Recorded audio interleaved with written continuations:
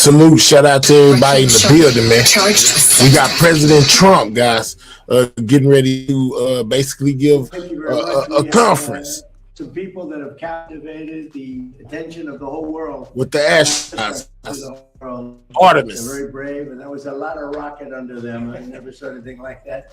We were talking about it. It's I don't know how they do it. I wouldn't want to do it, but it takes people like this to make our country great. And again, I've never seen anything. Everybody I knew, they wanted to see the launch, and they especially wanted to see a successful landing. And Jared, I want to congratulate you what you've done at NASA. I made a great choice. If you have any questions for any of us, feel free to ask. But we're very proud of these people. They have unbelievable courage, unbelievable. A lot of other things too, by the way. To get in there, you have to be very smart.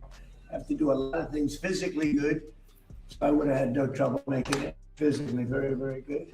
Salute to everybody in the building, guys. Make sure you guys are double tapping that screen. Is the president allowed to go up in one of these stations? We'll get working on that. We have no problem, right?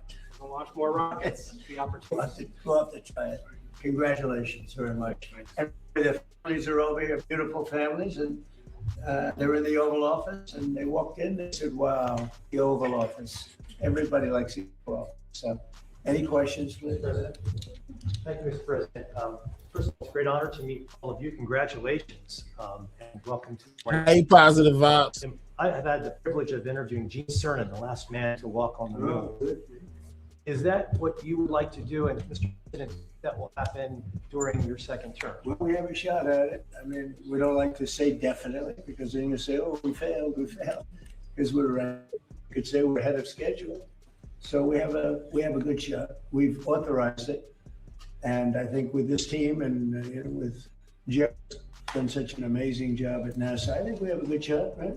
We'll see. Yes, Mr. President, we have an achievable plan now back to the moon. We're back in the business of launching moon rockets with frequency. So we just sent Artemis 2 around the moon. We're going to launch Artemis 3 in 2027.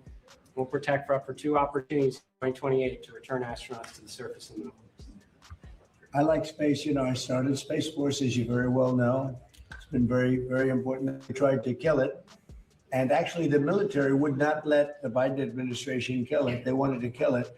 And it's going to turn out to be one of our most important things. I think it'll turn out to be one of the most important things they did. But we got involved with NASA bringing it back. And we're saying, first looked at some of your facilities. They had grass growing on the runways, right in between the cracks of the asphalt.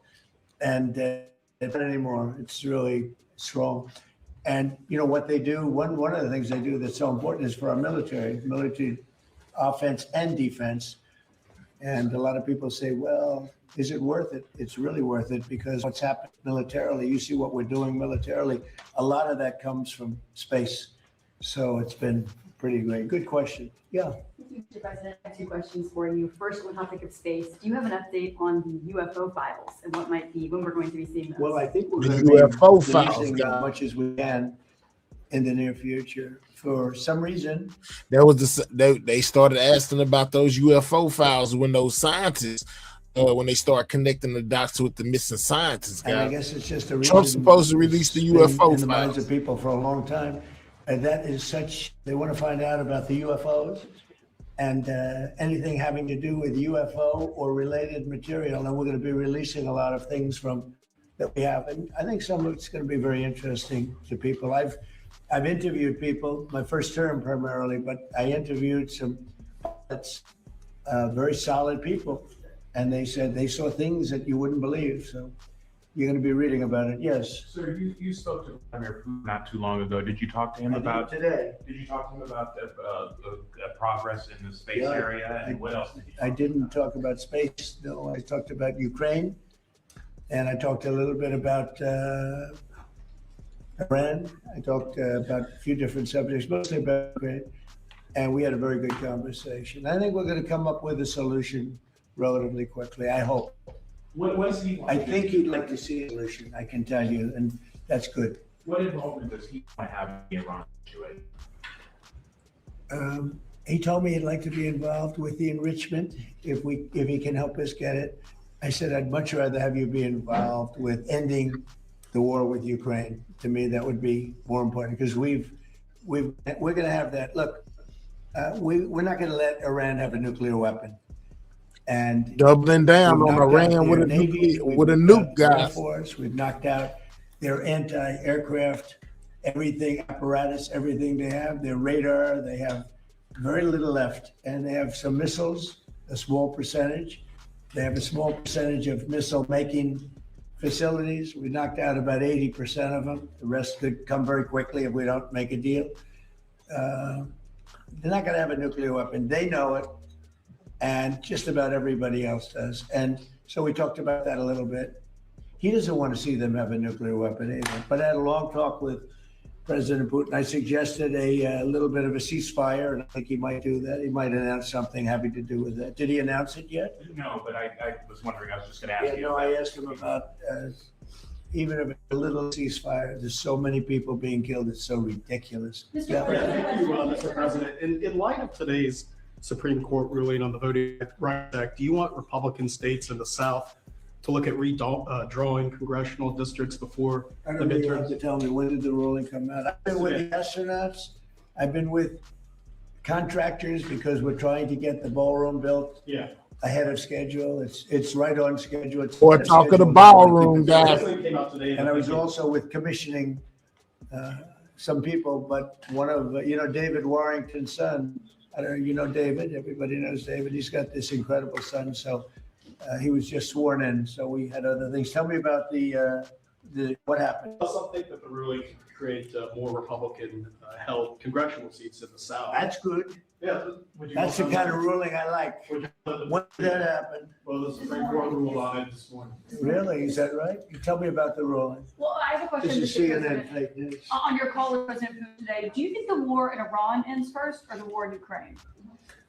Well, we talked more about the war in Ukraine, but he would like to be of help. I said, before you help me, I want to end your war. So we had a good talk. I've known him a long time. I think he was ready to make a deal a while ago. I think some people made it difficult for him to make a deal, but we talked more about Ukraine. But which war do you think ends first? That's an interesting question. Coming from you, that's very interesting. Which war would end first? I don't know. Maybe they're on a similar timetable. I think Ukraine, militarily, they're defeated. Okay, you wouldn't know that by reading the fake news, but militarily, look, so they had 159 ships. Every ship is right now underwater. Typically, that's pretty good. What do you think, Jared? I mean, it's going to be hard for them to make a naval comeback. Okay, now they have an Air Force. Every one of their planes has been shot down or has been decimated. They have missiles, about 82% are gone, and they have drones, and most of them are gone. Most of the countries are mostly gone, and we have tremendous anti-drone equipment now, between lasers and that new, very special gun that knocks them out of the air like flies. And we use bullets instead of $1 million, missiles to knock out a $30,000 drone. So I would say Jared would tell me that with everything you just heard, typically we're in pretty good shape. And in addition, their economy is crashing. As you know, their money, they call it their money, they don't have a name for it. Their money is valueless.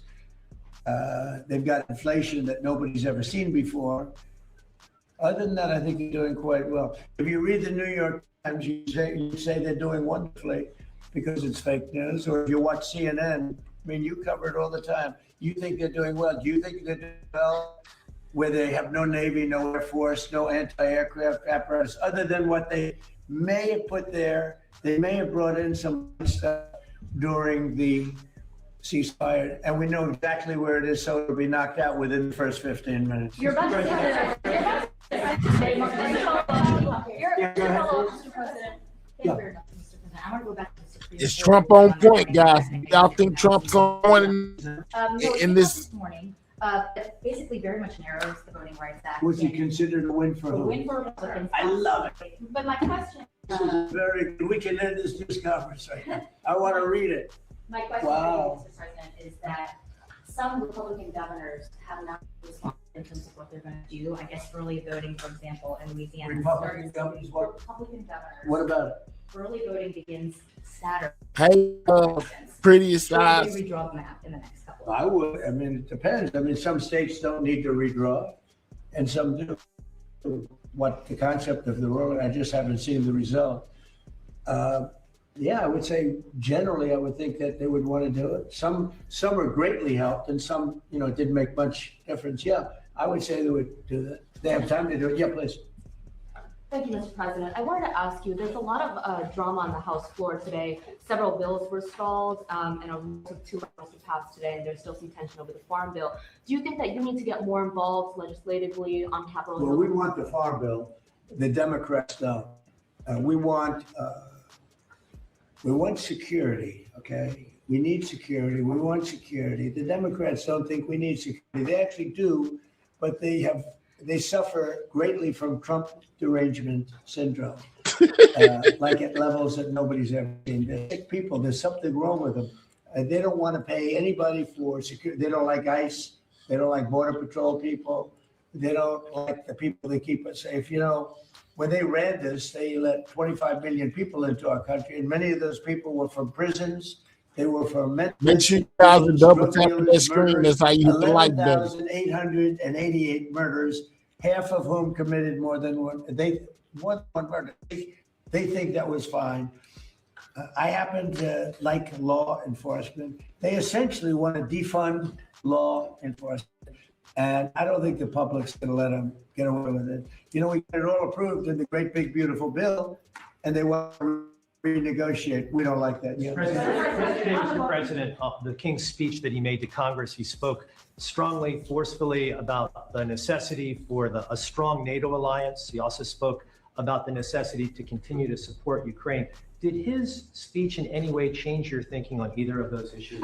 Well, you have to understand, my thinking is, I think, exactly correct, but I was very disappointed with the fact that when we called on them to give us a little hand, we didn't need it. I actually did it just to see whether it'd be, when we called on NATO to give us a hand with Ukraine and in particular the most recent, we asked them to do certain things on Ukraine, and we also wanted them to do things with Iran. And on Ukraine, they're very much involved, but they do things the way we would like to see it. It's been going on for a long time. And on Iran, they weren't there. As you know it better than anybody. They weren't there. The king is fantastic. We spent a lot of time together. We had a lot of talk. We talked about this also. And he loves his country, and he's a great king, and he's a great friend of mine. King Charles. And I think if he were doing that, if that were up to him, he would have probably helped us with Iran. He would have followed the suggestions we made with respect to Ukraine. Because we have some disagreements on Ukraine, and not having to do with NATO so much as European countries. But no, he's coming back tomorrow. We had an incredible evening last night, and he's leaving tomorrow. He's going to come and see us before he leaves, but I think he's a phenomenal representative for his country. I think the people in the United Kingdom be proud. I loved the speech yesterday. I watched it. I loved the speech last night. I don't know about my speech. I thought my speech was okay too, but I thought I think he's an unbelievable king. And by the way, an unbelievable queen. They're a great couple. Trump compliments King Charles, guys. Comey was in court. He self-surrendered. He's now been charged a second time. This time for a social media post with seashells that said 8647. Do you really think that he was endangering your life or threatening your life with that? Well, if anybody knows anything about crime, they know 86. You know what 86? It's a mob term for kill him. James Comey, guys, indicted the mobster says to one of his wonderful for threats towards Trump, guys. That means kill him. It's I think it is a mob term. I don't know. People think of it as something having to do with disappearing, but the mob uses that term to say when they want to kill somebody, they say 86, the son of a gun. I'm trying to keep the language nice and speaking on clear. Comey, guys. Use the term son of a gun. Use the term. but that's a mob term for kill him. Yeah, But do you really think your life was in danger? 'Cause that's the probably. I order. don't know. Based on what I'm seeing, yeah, the people like Comey have created tremendous danger, I think, for politicians and others. Comey is a dirty cop. He's a very dirty cop. He cheated on the elections. He tried to help Hillary Clinton, as you know. He missed a lot of things that he should have proceeded with. I wasn't involved, but he should have proceeded with. No, he's a dirty cop. He's a crooked man. Yeah. Mr. President, you described there's been disagreement between the U.S. and Keir Starmer on support for Iran. Did your visit with the king smooth that over or create any more? My visit with the king really was it was extraordinary. I mean, he's an extraordinary man. He's an extraordinary person. And it helps from the standpoint that, when you like the king of a country so much, it probably helps your relationship with the prime minister. But, in that case, the prime minister, I said, "You want to send a little help?" He said, "No, we'll send it after you win the war." I said, "That's not good. That's not good." What do you think of that, Jared? Sending help after we win the war? I don't know. Some of that bothers. Wait, I don't want to get you guys involved. Imagine what you think. The United Arab Emirates, the UAE, they pulled out of OPEC. Yeah. What do you think about I it? think it's great. I know him very well, Mohammed, and very smart. And he probably, maybe once it goes away, that's a good thing. I think ultimately it's a good thing for getting the price of gas down, getting oil down, getting everything down. They have it all. He's a great leader, actually. So no, I'm okay. They're having some problems in OPEC. Mr. President, Kevin Warsh passed a hurdle today. The Senate Banking Committee confirmed his nomination to go to the Senate floor. We need to the Fed in mid-May. Is it your expectation that he can persuade the other Fed governors to lower interest rates? Well, we'll Because they haven't see. done They so should, recently. because it's a good time to lower them. We're the most prime country anywhere in the world. We're right now having investments made in our country at a level that nobody's ever seen. No other country's ever seen it. Tens of billions of dollars are being invested. Factories, auto plants, AI. I mean, not just AI, because AI is new. We're leading China by a lot in AI, as you know. I'm letting them build their own electric plants. They're building them, otherwise you could never do it. It was a concept that I came up with. I'm very proud of it.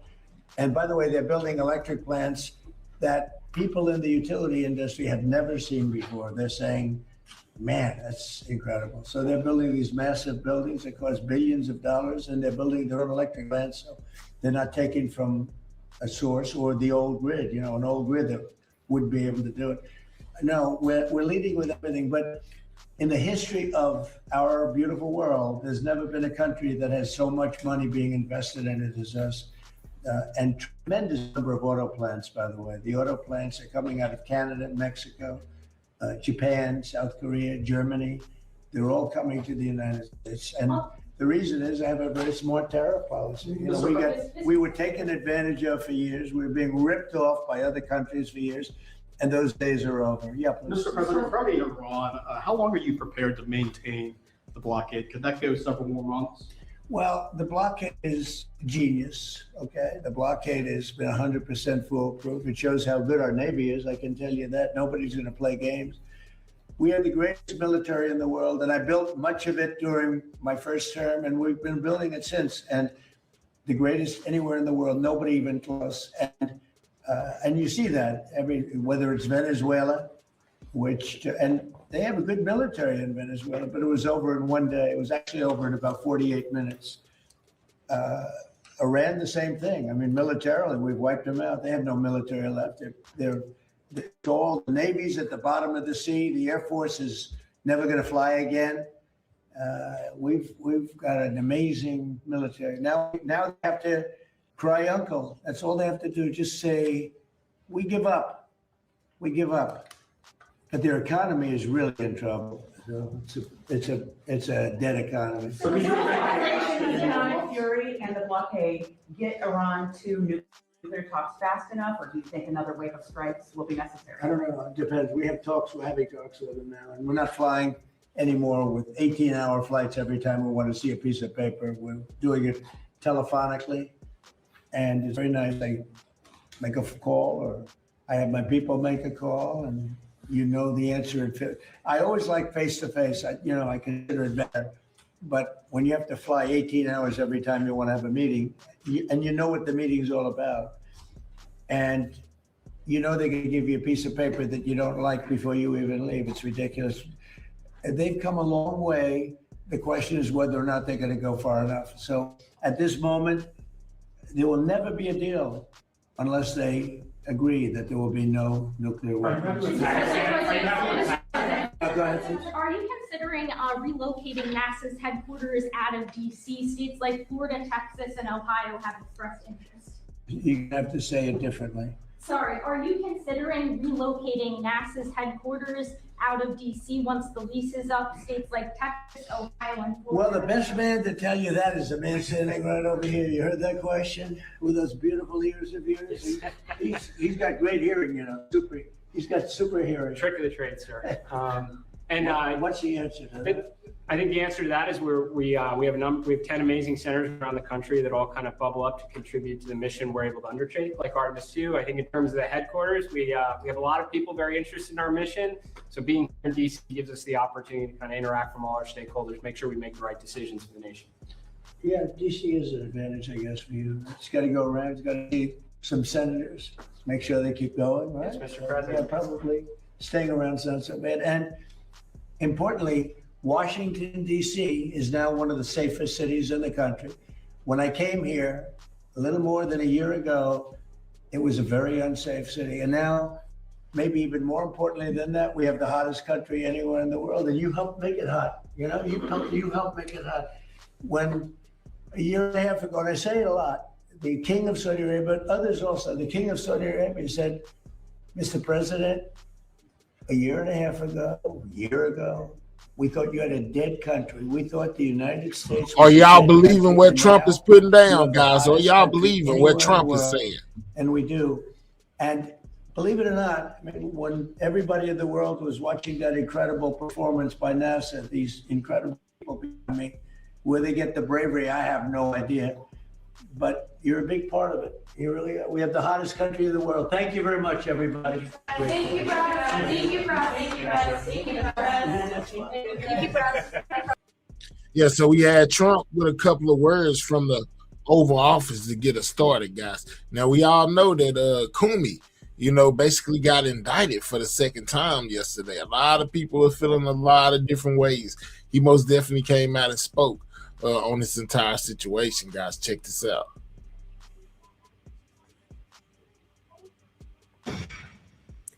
Good morning. I'm Cheryl Casoni. I'm in for Maria Bartiromo. It is Wednesday. Hey, keep a shout out to the gifts. Thank you. East Coast. It is shout out to the super chat from Rika. Thank you. Former FBI Director James Comey indicted again by President Trump's Department of Justice. This time by a federal grand jury over a 2025 Instagram post showing seashells arranged to read 8647. Prosecutors argue the numbers can be interpreted as code, with 86 sometimes used as slang for eliminate, 47 referring to President Donald Trump as the 47th president, saying the image could be seen as a threat against the president. Acting Attorney General Todd Blanche announcing the charges during a news conference yesterday. Listen. The first count is at on or about May 15th of last year. He knowingly and willfully making a threat to take the life of and to inflict bodily harm upon the President of the United States. Count 2, James Comey knowingly and willfully transmitting in interstate commerce a communication that contained a threat to kill the President of the United States. Both of these counts carry a maximum term of imprisonment of 10 years. So I think it's fair to say that threatening the life of anybody is dangerous and potentially a crime. Threatening the life of the President of the United States will never be tolerated by the Department of Justice. While this case is unique and this indictment stands out because of the name of the defendant, his conduct is the same kind of conduct. Do you guys think they will be able to make this stick on Comey, guys? Will it stick? The former FBI director responding to the charges, issuing a defiant statement in response to his federal indictment. Watch this. Well, they're back. this time about a picture of seashells on a North Carolina beach a year ago. No. And this won't be the end of it. I'm still innocent. I'm still not afraid. And I still believe in the independent federal judiciary. So let's go. This is not how the Department of Justice is supposed to be. And the good news is we get Comey closer responds, every day guys. to restoring those values. Comey responds, guys. This is his response to the charges brought on by the DOJ. Well, they're back. This time about a picture of seashells on North Carolina beach a year ago. And this won't be the end of it. I'm still innocent. I'm still not afraid. And I believe in the independent federal judiciary. So let's go. This is not how the Department of Justice is supposed to be. And the good news is we get closer every day to restoring those values. Comey's lawyer issuing a statement to Fox News, writing this: Mr. Comey vigorously denies the charges contained in the indictment filed in the Eastern District of North Carolina. We will contest these charges in the courtroom and look forward to vindicating Mr. Comey and the First Amendment. So to be clear, when this happened in May of 2025, James Comey's response was, oh, it didn't occur to me that this would be read in red. You know, this is the former FBI director, okay? And President Trump was on the news channel. It's crazy, He guys. said he knew exactly what that meant. This is a quote from President Trump. Child knows what that meant. If you're the FBI director and you don't know what that meant assassination. Yeah, and also Comey clearly lied. He said I just stumbled across these shells and I had to share it to my Instagram following. He deleted it, which also will probably be used by the prosecution to say, oh, he had consciousness of guilt and that it somewhat impugns his motivations. But it's that intent element that's going to be incredibly difficult to prove, just because Supreme Court correctly is very liberal with what is protected political speech. You have to be very deliberate in order for something to be interpreted as a threat. The one thing I will point out to the acting attorney general's credit, he noted, right? Is this a form of censorship? Let me know. Then and there during his comments that the Trump DOJ has gone after assailants who have credibly threatened Joe Biden and other Democrats. So it's not that this isn't a crime that is prosecuted. It's that this specific instance might be a little thin. Right. Well, and look, Jonathan Turley writes this, foxnews.com. This is the opinion article. And Jonathan Turley, a very respected voice on our network, said that the post may be crass, right, but charging him is a free speech trap. He goes on to say, for over a decade, I've been one of his most vocal and consistent critics. I've got dozens of columns that criticize his excesses and the damage he's done. But the fact is, I believe this indictment is facially unconstitutional, some unknown new facts. So this would be up to the DOJ. And, if you want to think that this is 3D chess, it could be a part of this John Brennan investigation that's happening in Florida, which is about the real damage that Comey did. The real damage Comey did is not about increasing the temperature. You have everyone from Jimmy Kimmel to the rest of the press corps to thank for that. The real damage Comey did was starting the Russiagate conspiracy theory that 64% of Democrats, according to the Manhattan Institute, think that Putin has compromise against Trump that he is using to this day. Well, look, that's a great point because words matter. And this is the dangers of social media, which we've talked about many times on the program, that when you've got social media that's coming out and people are posting XYZ, like this post from Comey, that can inspire others, people that might be weakened. And we just had a third assassination attempt against President Trump. Words matter, and so does perception. They saying that was Perception matters staged. a lot. And the fact that Tiana just said something like this is thin when it comes to the legal side, we have to pay attention to that when it comes to the markets and the economy and the belief, stability, and trust in the system when it comes to using the DOJ. And what I mean by that is, again, when it comes to what whether he had intention or not, as a guy who uses Instagram, I wouldn't take a picture of seashells, especially a random number. I think something there. I'm not saying he did, but we have to look at the DOJ and how it's being used, because it wasn't so long ago, just a few years ago, they were targeting Trump. So when it comes to belief in the system, DOJ and these the Federal Reserve independence, these kind of things, we need these other nations to own our debt to keep interest rates low. Things we got to. Well, but real quick before we go, I mean, you mentioned John Brennan, former CIA director, and they also have these new charges against the Southern. Man, some seashells and some numbers done got him from the DOJ arrested, basically indicted.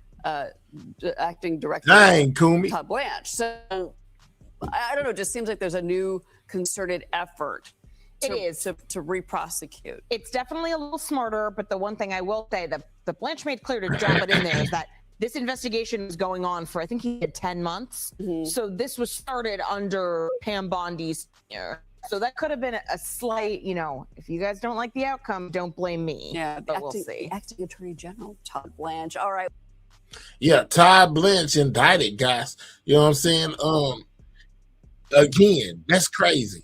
But let's get to more of what exactly it is that he's up against, guys. Let's go. Alexander Goldberg, I am host for a couple of more hours tonight. It is good to be with you on this Tuesday. Take a look at your screen here. This is the Instagram. The Department of Justice is investigating. Former FBI Director James Comey has been indicted for a second time by the Justice Department on 2 counts, including threatening to kill or injure the President Trump. Ooh, them are some serious charges, guys. Do you guys think that they will stick? Let me know. Remember, double tap that screen. That's how you hit the like button, guys. If you're on a mobile device, double tap that screen or click the 3 dots, hit that thumbs up in the right-hand corner, guys. Yeah, this is crazy, though. Do y'all think that they will be able to make these charges stick on Comey? And making threats on social media. These are some very The serious charges. charges. To a May 2025 Instagram photo, Comey says he's innocent. Fox News Washington correspondent Mike Emanuel has more on this story. Former FBI Director James Comey is indicted again by the Department of Justice, and this time over a photo on social media which officials say constituted a threat against President Trump. I think it's fair to say that threatening the life of anybody is dangerous and potentially a crime. Threatening the life of the President of the United States will never be tolerated by the Department of Justice. The May 2025 photo in question depicts seashells on the beach arranged in a pattern making out 86-47, which critics said symbolizes killing or taking out Mr. Trump. 86-47 means taking out Trump, allegedly, guys. That's what they're saying. Will they be able to make it stick?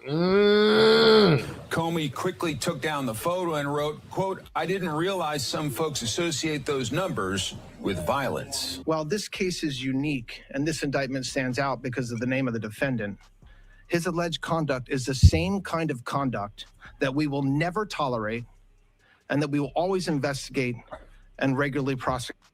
President Trump told Fox News at the time Comey knew exactly what the message meant. That meant assassination. And wow, guys. Critics of the president say he's using the Justice Department to prosecute his political opponents. This is a politicization of the Justice Department in a very dangerous way. In a Substack post, James Comey says he's ready to fight in court. I'm still innocent. I'm still not afraid. And I still believe in the independent federal judiciary. Comey is facing 2 charges. They come with a prison sentence of up to 10 years. At the White House, Mike Emanuel, Fox News. Fox News correspondent Mike Emanuel reporting on that. Take a look here. The Associated Press breaking this news this morning. Ex-FBI Director James Comey indicted by the Department of Justice over 2025 online post officials say was a threat against President Trump. The Associated Press writing this time, of course, it's over the social photo of seashells arranged on a beach that officials said constituted a threat against the president. Now, take a look here again. This is the Instagram post that we have been referencing. This is the post he got invited over, guys. Comey posting a photo of seashells that he saw on a walk. Those seashells spell out 86-47. Prosecution saying 86 interpreted to mean to harm. 47 is in reference to President Donald Trump, the 47th president of the United States. Now, here to discuss the legal principles at play is Eugene Volokh, senior fellow at the Hoover Institution. Eugene also taught First Amendment law at UCLA Law School. Hello and good evening. Excuse me. Hello. So, Eugene, in this case, how hard or easy will it be to prove that this term 86 in a court of law is I a think they're threat gonna have a of time violence? trying to prove that, guy. Yeah, I don't think that this is going to go anywhere. You don't think it's going nowhere? I told you, it's kind of hard, Usually man. means, you look it up in the dictionary, it says it basically means to eject, to throw out. And in certain contexts, it can be used as a threat of violence.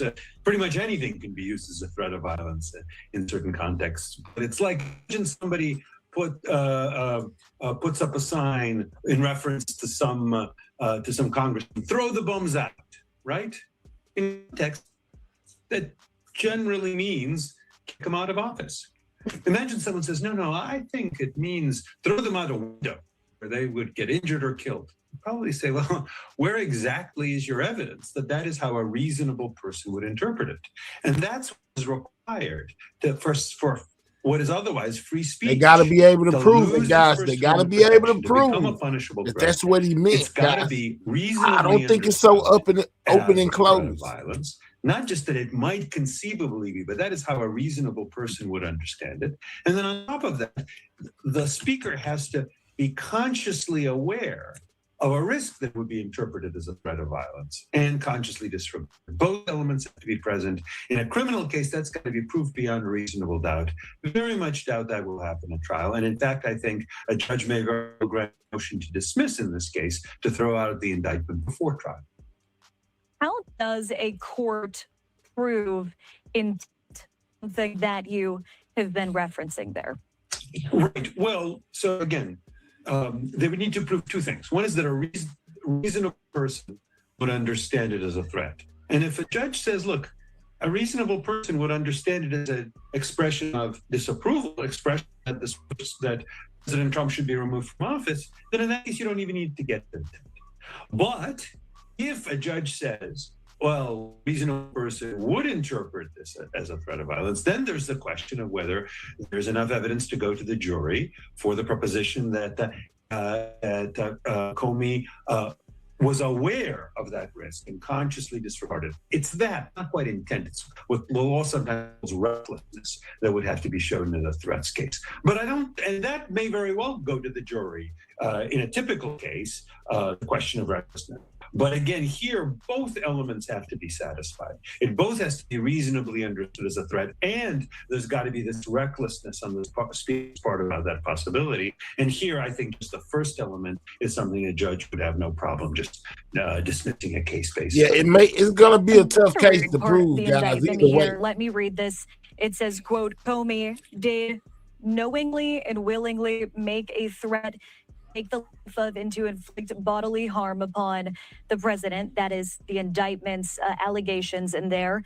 The indictment also alleges a violation of the federal interstate threats statute.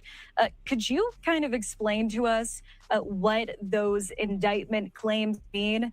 And also, I know this is a double-pronged question here, but is the key in this language the terms knowingly and willingly, as we've been talking on this topic of intent? Well, that is. Let's take time to get those likes up, guys. Double tap that screen. Again, accusing him of knowingly saying this, that's what's generally done in these kinds of statutes. There doesn't have to be exactly purpose. Knowledge is probably enough. But in any event, that's one of the things they're accusing him of. But the other element, which is even more important, is threat, right? It's got to be something that is indeed understood as threatening. I'll just give another example. There are all sorts of words that you could try to turn and say have a violent meaning. We're going to beat him. I'm going to beat him. Well, if this is somebody who's an opposing candidate talking about a sitting president, let's say, or sitting legislator, the presumption, generally speaking, is that means I'm going to beat him in the election. Now, it's conceivable that under some circumstances that means some otherwise upstanding citizen, I'm going to go and I'm going to punch him in the nose, right? It's conceivable. There's got to be some pretty powerful evidence of that, again, especially if you're going to show that something is a threat beyond a reasonable doubt. I will tell you, there are precedents that in fact involve statements that are literally, expressly threatening, and that they say, in context, that's not likely to be understood as a threat. The famous precedent from 1969 involved someone who said when he was talking about the prospect of being drafted, if they ever make me carry a rifle, the first man I want to get in my sights is LBJ. President Johnson was president at the time of that arrest or that statement. And the court said, look, in context, you've got to understand that language is often in the political debate inexact and vituperative, and this conviction cannot stand. And that was what somebody who was actually expressly saying, first I want to get in my sights of my rifle is the president. Here, with a statement that is far less expressive, and where the obvious meaning of it is not violent at all, there would have to be some pretty extraordinary evidence that a reasonable person would decide that in this case, this guy, James Comey, former director of the FBI, is actually saying, I'm going to actually kill the president, based on something like 86, which again, usually has a nonviolent meaning. That's just not very likely, I think. Well, Comey did issue somewhat of an explanation last year, also removed the Instagram post. I am going to put this up here on our screens just so we can see again what that picture was. Comey has said that he assumed the numbers reflected a political message, not a call to violence. And Comey deleted the post shortly after it was made, writing, quote, I didn't realize some folks associate those numbers with violence, and quote, oppose violence of any kind, so I took the post down. Some of that reporting, according to the Associated Press. I wanted to ask you, is this enough to dismiss the indictment if that's what he does attempt? Oh, well, this really was something that in context a reasonable person would see as a threat, then they're gonna have to really fight to prove this situation, you know what I'm saying, to prove that he meant unalive the president, by those shells, guys. They said, keep in mind, he's the leader of the FBI. Yeah, but still, it's going to be hard to prove he meant to try to take him out. Thank you, So Blessed. Defendant's statement, oh, I didn't realize that. I'll tell it to the jury. Let them figure out whether you were aware of that risk or not. Likewise, just removing a threat after you post it, if it's a threat in the first place, doesn't get you off the hook. But that's the key question. Is it a threat in the first place? Again, we can think of all sorts of other examples, right? You could say, I'm going to make him an offer he can't refuse. Well, as I recall from The Godfather, that referred to a mobster essentially threatening to kill someone. All right. So in certain contexts, it might be that, but usually we say make an offer we can't refuse. Either it's a joking reference to that, or just literally like, it's going to be a great offer. Only a fool would refuse, right? There are all sorts of phrases like that. We can't have a situation where anytime someone says something about the president or about any other person, because after all, threats are unprotected whether you threaten the president or not, that might possibly have, under the most uncharitable interpretation of the phrase, might possibly have a violent connotation. Well, we're going to call it a threat. Again, 86, it generally refers to things like basically, it's all in how you take it, guys. It can be perceived as one, but then again, not really. That's what he's saying. Politics is fights, politics is battles, politics is war, the war room in a political campaign. In the context of politics, 86 means throw the bums out. It means get the person removed from office, or at least an expression of hope that he'll be removed from office. So that's what I think ultimately the case will be about, and what I think will ultimately sink the prosecution. Eugene, what are you looking out for in the future as this plays out? What comes next in this legal fight? So I would assume that there would be a motion to dismiss the indictment. Now, if there really is factual dispute, like it's a murder indictment, the question, and you move to dismiss saying, I didn't do it. Well, okay, that's a factual question. That goes to the jury. But when the claim is my speech, even assuming the facts as alleged by the government, my speech that is being alleged is constitutionally protected. It's protected by the First Amendment because under the relevant legal rule, would a reasonable person interpret it as a true threat rather than joke or hyperbole or some other kind of figurative reference? Under that test, my speech is protected by the First Amendment and is not illegal. At that point, I think that the court will probably reject the indictment, throw it out. Now, I believe at that point, perhaps the government might be able to appeal, and maybe it'll go up to the appellate court. But I think the result will be the same. Because I think, again, in context, this is speech that is constitutionally protected because it does not fall within the true threats exception. Recall, speech, and by the way, just to make it clear, numbers can be speech. It can have symbolic meaning. Seashells can be speech if they're used to spell out numbers. Speech is by default protected. The First Amendment protects the freedom of speech, except for a few narrow exceptions. True threats is one such exception, but again, it's a narrow exception. And it's for true threats, for things that really are reasonably understood as a threat. And again, I just don't think this would be one section. Well, a lot to look out for as this. All right, so he's saying, hey, it's going to be hard to prove in court, guys. He don't think that Comey really threatened anyone, right? All right, so then we had another situation, guys, involving Pete Hegseth. You know what I'm saying? He's tied in with the situation that's taking place in Iran, guys. He had to go sit down in front of Congress today, and we got some of the key moments from that, guys. Continue to double tap that screen. Get the likes up. Get the likes past 100. If you don't know how, all you have to do is double tap your screen if you're on a mobile device, or click the 3 dots in the right-hand corner. Hit that thumbs up, guys. It helps out the channel. Make sure you like the video, and if you're new, subscribe to the channel, guys. Here is Pete Hegseth as he deals with members of Congress, guys. Thank you, Member Smith. Distinguished members of the committee, we appreciate the opportunity to testify in full support of President Trump's historic $1.5 trillion fiscal year 2027 budget request for the Department of War. The president's budget request reflects the urgency of the moment, addressing both the deferment of longstanding problems as well as positioning our forces for both the current and the future fight. We think divesting to invest is a strategy of austerity.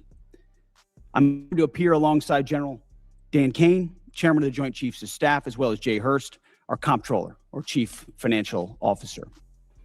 I'd like to start by thanking this committee and Congress for your partnership in securing the investments needed for a stronger, prouder, and more secure America. I think what our troops have demonstrated to the world over the last 15 months are a reflection of that.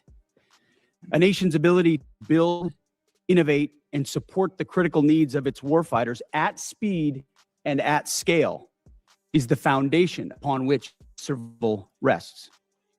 However, upon taking office on January 20th, 2025, President Trump inherited a defense industrial base that had been hollowed out by years of America last policies, resulting in a diminished ability to project strength.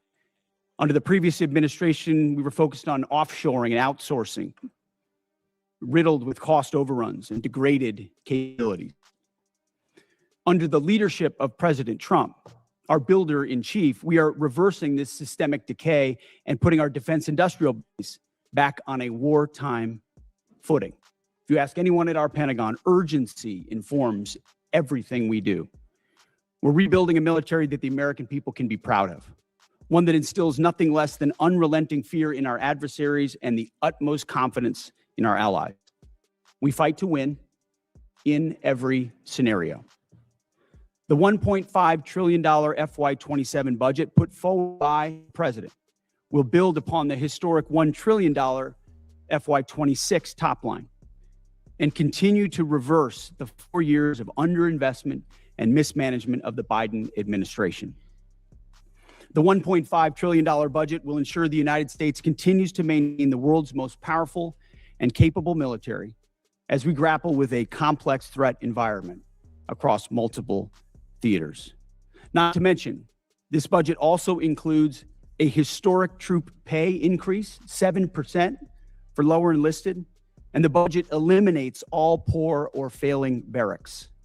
Quality of life for our troops is front and center in this budget as well. By supercharging our industrial capability and transforming how the department does business. We're restoring American commercial dominance at a pace unseen in generations, transforming the defense industrial base from a broken, slow-moving system of the past. We have flipped the Pentagon acquisition process from a bureaucratic model to a business model. 180. Decisively moving from an acquisition environment paralyzed by bureaucratic red tape into an outcomes-driven organization focused on delivering the most at cost, at scale for taxpayer dollars. Over the past year, through historic multi-year procurement agreements, smart business deals for things like critical munitions and capabilities, we've sent an unambiguous demand signal to industry partners to build more and build faster. The result has been a surge, a revitalization, our great American factories, and a massive reinvestment in the skilled American workers who serve as the industrial muscle behind our warriors. Let me briefly provide you with some concrete high-level metrics of what's been accomplished over just the past few months. These are announced new facilities and investments to support American warfighters, and I would refer you to the screen. The department has helped stimulate more than 250 private investment deals in 39 states, in 180 cities, and 150 companies worth more than $50 billion. It's resulted in 280 new or expanded facilities, more than 18 million square feet of American manufacturing, and more than 70,000 new jobs in defense. This is the key part of this. These $50 billion guys, in new plants, speaking to Congress, new assembly lines, and new factories, these are private investments, not taxpayer dollars. By changing our departments, transforming our department's business model, American companies are investing in America with their own money, their own capital, a historic demonstration of American manufacturing and defense revitalization, all again with their capital, not Uncle Sam's. This has never been done before and is long overdue, from a bureaucratic model to a business model. Anyone on the outside looking in at what's been done inside this Pentagon in the last 12 months cannot deny the fundamental transformation at speed, at scale, to innovate and meet the threats of today and tomorrow. These investments equal great things for America, American families, and American workers, and help to ensure that our warfighters are able to defend the American dream and all American made. Together with the help of the policies, updates, and appropriations passed by Congress, President Trump's War Department has begun to turn the lights back on in manufacturing towns across this country, and once again, forging a lethal arsenal of freedom. Where critical supply chains are threatened, the War Department has acted decisively to inject capital, stimulate production, and prevent adversarial exploitation. We are firing up the American economic engine, and at every level of our defense industrial base.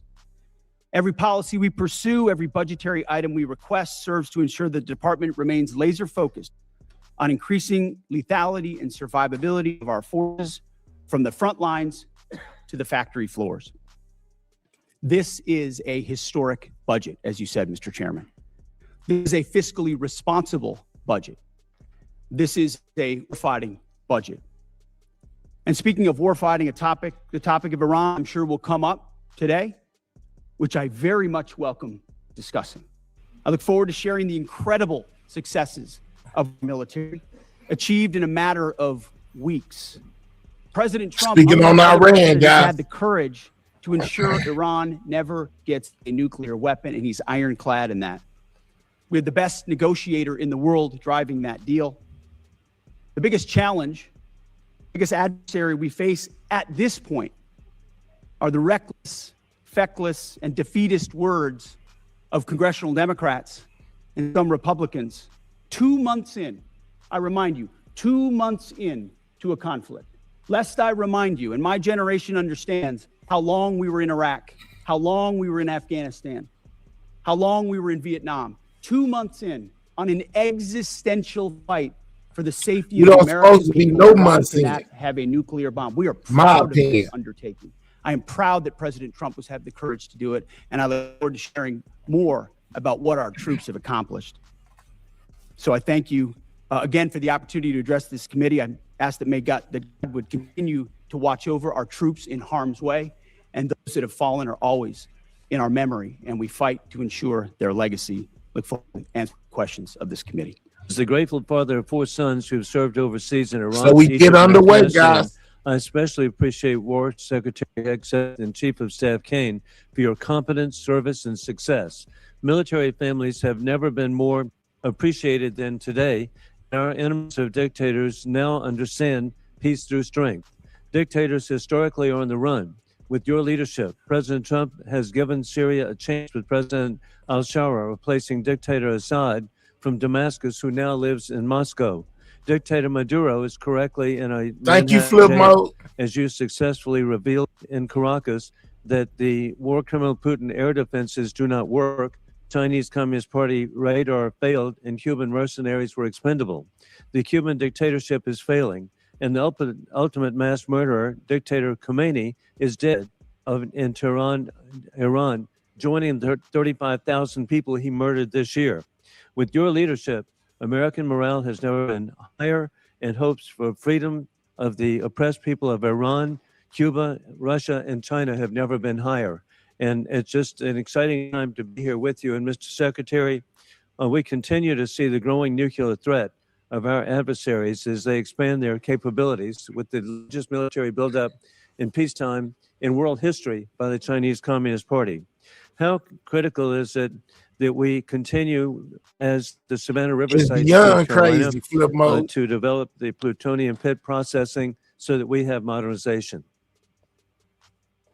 Well, Congressman, I appreciate that question. On nuclear modernization, this budget funds $71 billion to modernize the triad in ways that we had neglected to do, and our nuclear triad underwrites everything. But I really appreciate your opening statement. I think something that obviously the media doesn't want to cover and doesn't want to talk about is the historic record-breaking surge in recruiting in our ranks. 30-year record in recruiting of Americans wanting to join our joint force, wanting to put the uniform on. We're meeting recruiting goals halfway through the year. We couldn't meet our recruiting goals under the previous administration. Under Joe Biden, Americans didn't want to join the military. We couldn't get it. Now we have to turn people away and push them to the next fiscal year. That's why this budget grows our force by almost 50,000. Ultimately, additional troops in the force that we believe we can recruit. That's the best vote of confidence I can imagine. Well, hey, even better. Hey, Mr. Secretary, you're really understating. Leaving no airmen behind. Hey, what an inspiration on Easter Day. God bless y'all and what you've achieved.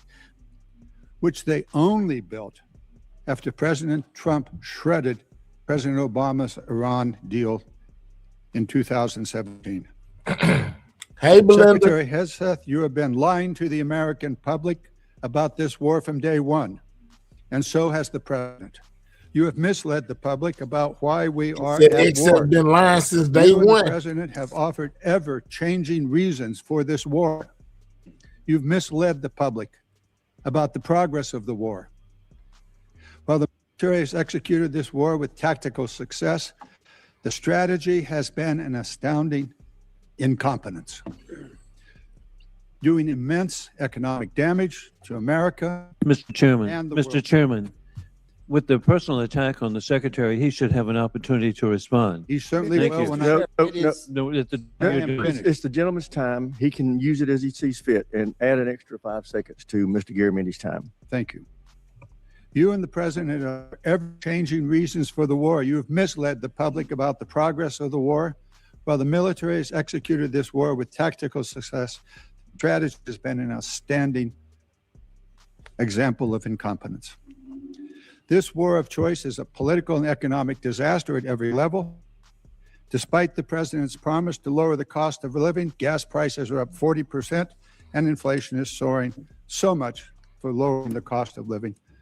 The president has got himself and America stuck in the quagmire of another war in the Middle East. He's desperately trying to extricate himself from his own mistakes. It is in America's and indeed the world's interest that he succeed in that. I yield back. So thank you for the question, the substantive question. Ultimately, we support 3.0 argue. That presence right now gives us a flexibility. And this budget supports moving in that direction to ensure that this administration and future administrations have that kind of strategic flexibility with the incredible capabilities the ARGMU provides. We saw it in Southern Spear, we saw it on the Maduro raid, we see it right now. It's a persistent capability. So I think you'll find our shipbuilding investments to meet that as well. But if I may, sure, I get a chance to see a question in the statement from the congressman. I hope you appreciate how reckless it is. When I said reckless, feckless, and defeats. It's a lot of people that want Hickseth up out of there, guys. They want him gone. Congressional Democrats at the beginning. That came after watching you say the same thing on CNN this morning, a quagmire.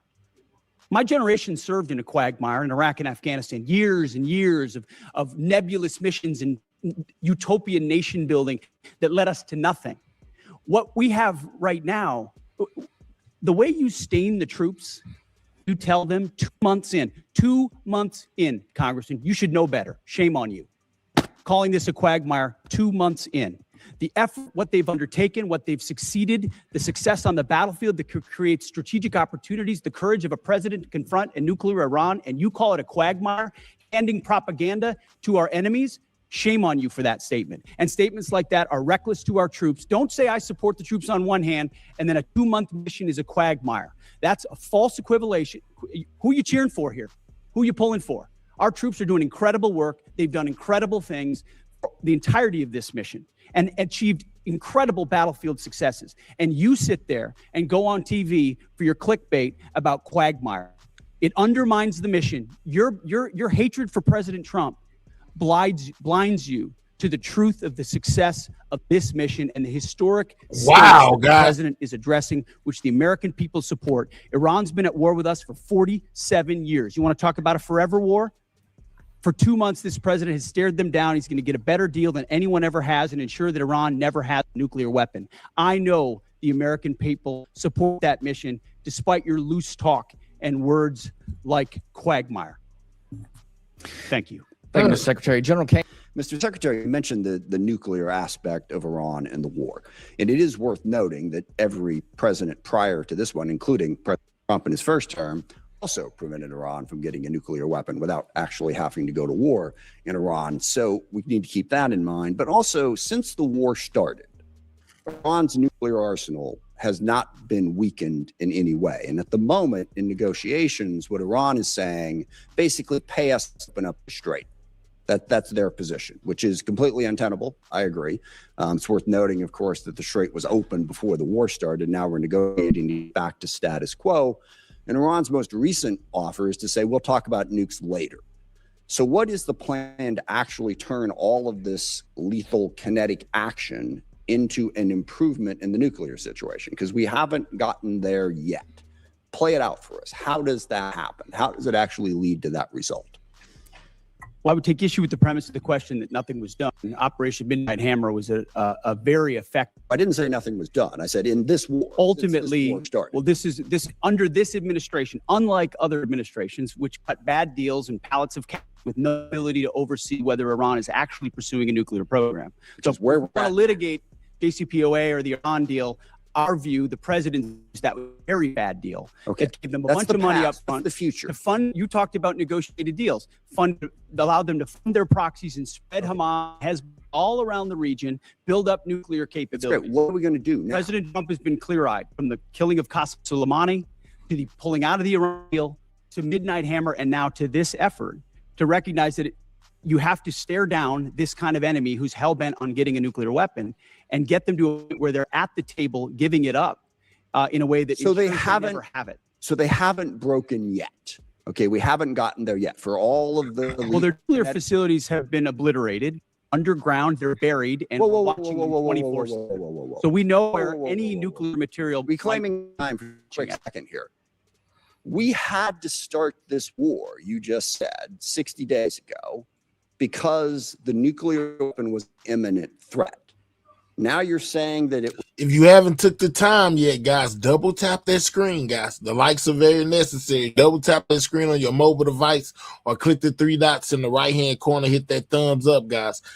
Double tapping the screen is a way to hit the like button, and clicking on the 3 dots and hitting the thumbs up is another way. It's free, guys. You know, as we listen to Hegseth, you know, basically take on Congress. Was completely obliterated. They did not give up their nuclear ambitions, and they had a conventional shield of thousands. So of Operation Midnight They're the Hammer weakest accomplished What's up, John? nothing of substance. It left us exactly the same place we were before.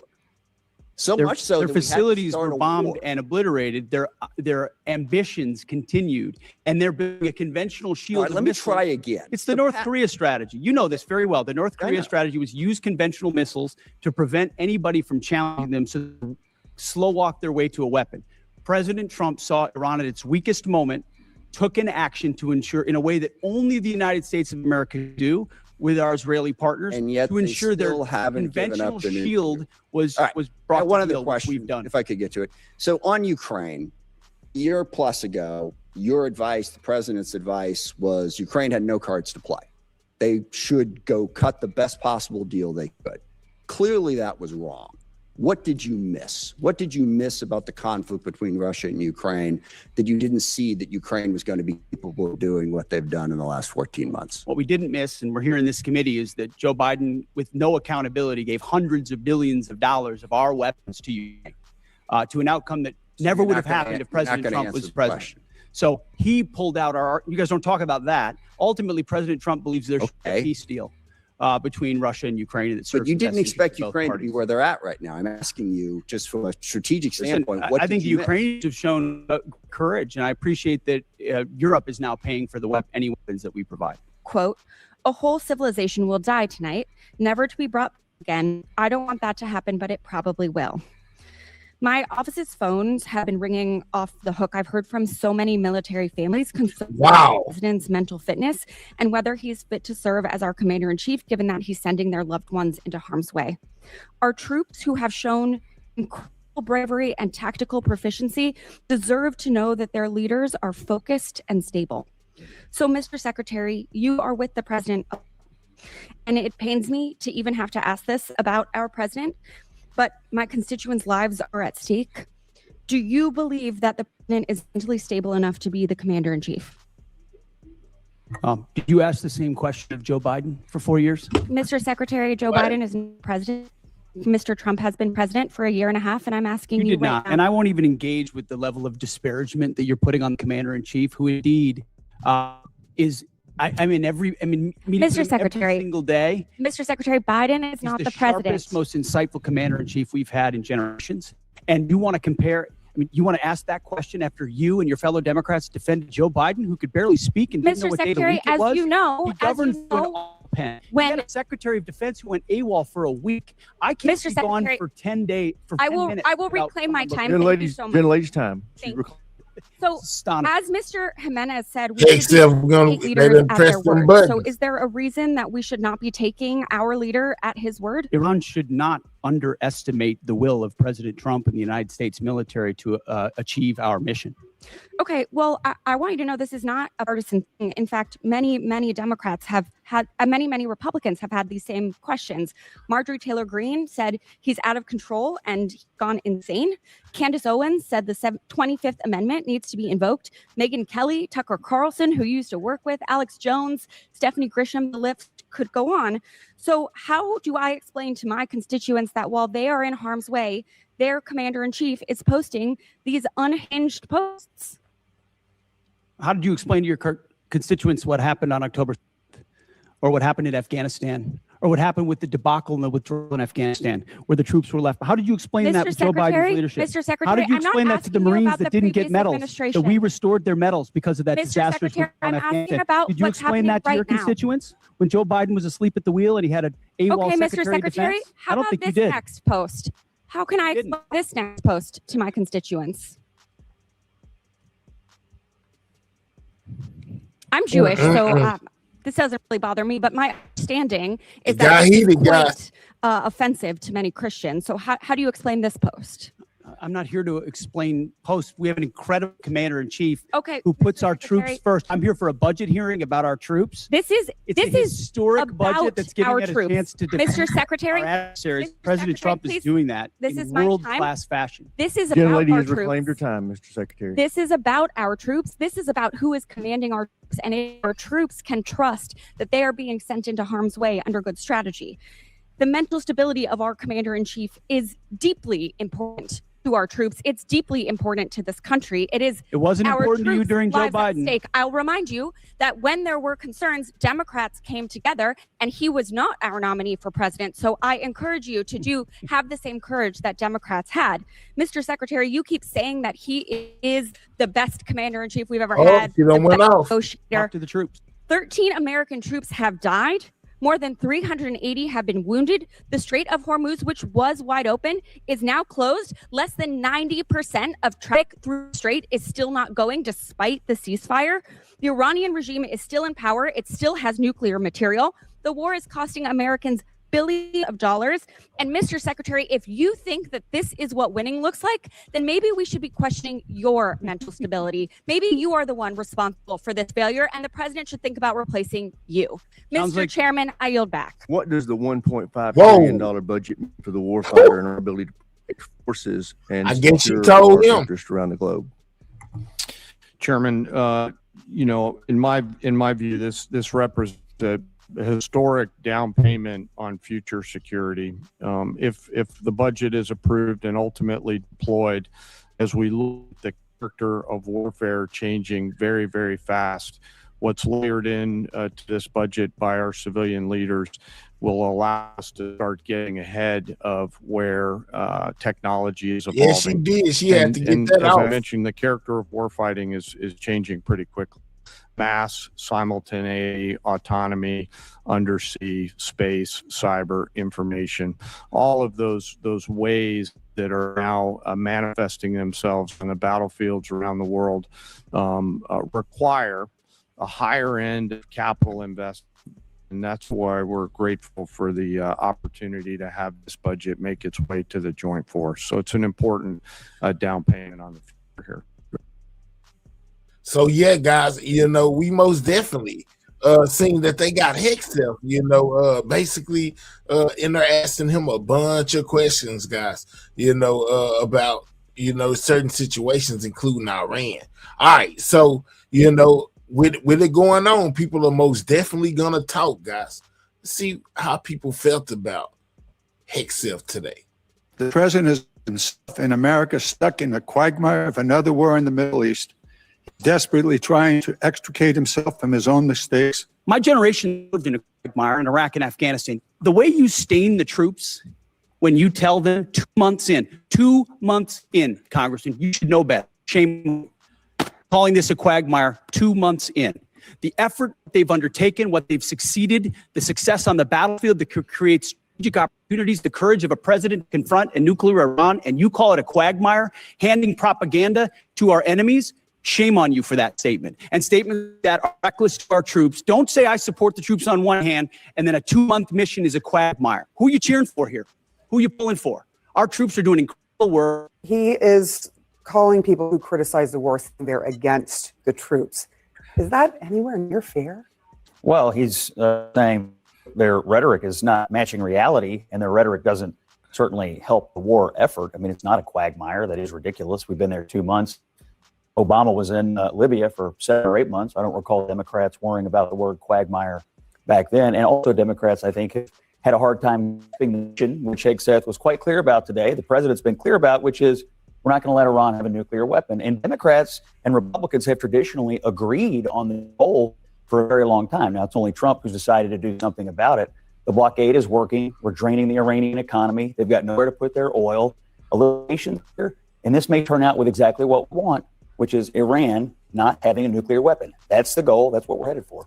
The people who think it's a quagmire. I don't think it was ever confirmed that they had a weapon, guys. Messing around with it, maybe having enough to, but as far as them just having one, I don't know why he's saying they have one. They allegedly have one. Are actually the American or are people. trying That is to why obtain one. for the president's war effort is in the 30s. not the 50s, the 60s, like most military engagements, but in the 30s, because a broad majority of Americans are concerned about the costs of the war, but they're also concerned about these goals you just laid out not being achieved in any way, shape, or form. Oh, we were all against a nuclearized Iran. Just to remind everyone, we had a system where we had no nuclear access, no nuclear weapons. False.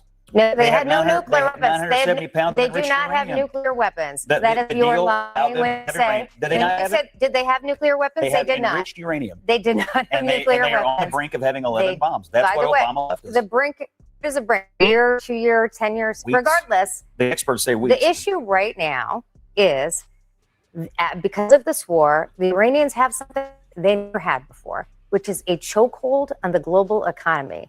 That you're laughing, but you know what? You laugh at the pain that is causing people at the pump. It's causing farmers. I laugh at you're you're laughing cheering at for Iran people's and how pain. I'm ridiculous not. I'm saying nobody, actually the people who've strengthened the IRGC are the people who have engaged in this war and given them the chokehold. Yes, I think the IRGC is strengthened. Oh my Actually, God. their hold on the Iranian people is stronger than ever. You know, if they were so weak, wouldn't they have run to get a negotiation already? We are weeks into this with no final resolution. If they were so desperate, why haven't they? How long should it have taken? 3 hours, 6 hours, 9 hours? I don't know. What's the nearest military strategy time? The president. It's not my military strategy. Donald Trump's military strategy. I mean, you may call it unbelievable, but people are suffering. Wow, all right, I man. You know what's ridiculous? What's ridiculous is that you can laugh hear your voice. at the pain. Wish casting. You laugh at the pain of Americans. Okay, Wish I'm casting. concerned about the Can I people just of say, America. anytime somebody asks questions or makes a critique, to turn that into cheering for Iran, it's just as this. Saying their IRGC is strengthened. Do you agree with that? They are strengthened. Listen, They I are know strengthened. that their there hold on the country. I know is that there stronger. hasn't been regime change the way that Donald Trump wants to tell us Exactly. there is. I don't know if they are strengthened or are not. I think when this is over, we will know. But I do know that asking legitimate questions, and I think a lot of the people in America have questions about what we are doing, what it's costing, questions that are asked in this hearing today. That doesn't mean you are cheering for Iran. That means you are cheering for America. Let me just say this. I don't think this hearing today served much of a purpose. I think we've gotten used to these spectacles. She said the hearing didn't serve much of in a Congress purpose where today. there is a lot of screaming, Speaking on often X on stuff. both sides. It's often Congress people screaming at the person testifying and the person testifying screaming back at Congress. In this case, it was a lot more one-sided. It was Pete Hegseth doing most of the screaming. I think Pete Hegseth bringing up how long we were in Vietnam or Iraq may not be as helpful as he thinks to his argument because people have very bad memories. Hegseth from the fire, guys. I don't think we learned much as an American people who want answers. I don't think we learned much. The president doesn't have luxury all the time in making foreign policy decisions to weigh it against all gas prices and polling. When there is a threat, he has to act on it. He has to make a series of decisions that lead him to that. Right now, 2 months into this, we have had a ceasefire for over a week, and we are talking to the Iranians. We blockade that has now 23 ships parked in Iran. You know where that oil goes? It goes to China. It goes there, and that's what it's be interesting to see what happens in Beijing when Xi and Trump meet. Now, I don't know what him and Vladimir Putin talked about, but what I do know is this. Secretary Hegseth tried to just pump. Now, he obviously robustly defended the president, pushed back, made a bit of a spectacle, to be fair. And I think it's not wrong for... Make sure you guys take time to double tap that screen if you have not. Get the likes up. Double tap that screen on your mobile device and click the 3 dots, hit the thumbs up, guys. How many of y'all out there think that Pete Hegseth is qualified for this job? One, he's qualified. Two, we need somebody with more experience in there. Let me know which one y'all feel, man, as y'all continue to double tap that screen on your mobile device. Hit the like button. It helps out the channel. Shout out to everybody that's viewing. Liberals and other Americans to have questions. I think the administration should answer all of them. It's not just liberals having questions. I said all Americans.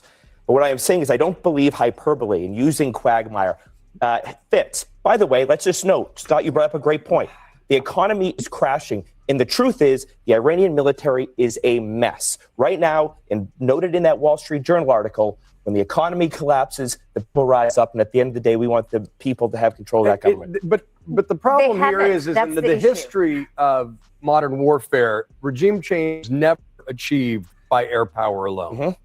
Right? That's why we have Blockade. So but neither are they achieved by. What about when you throw in the Navy? Does that help? Well, I mean, historically, it has we're not destroying their economy. We're destroying their currency. Scott, just for 1 second, stop the talking points. So, look, the blockade is a talking point. Is it not really happening?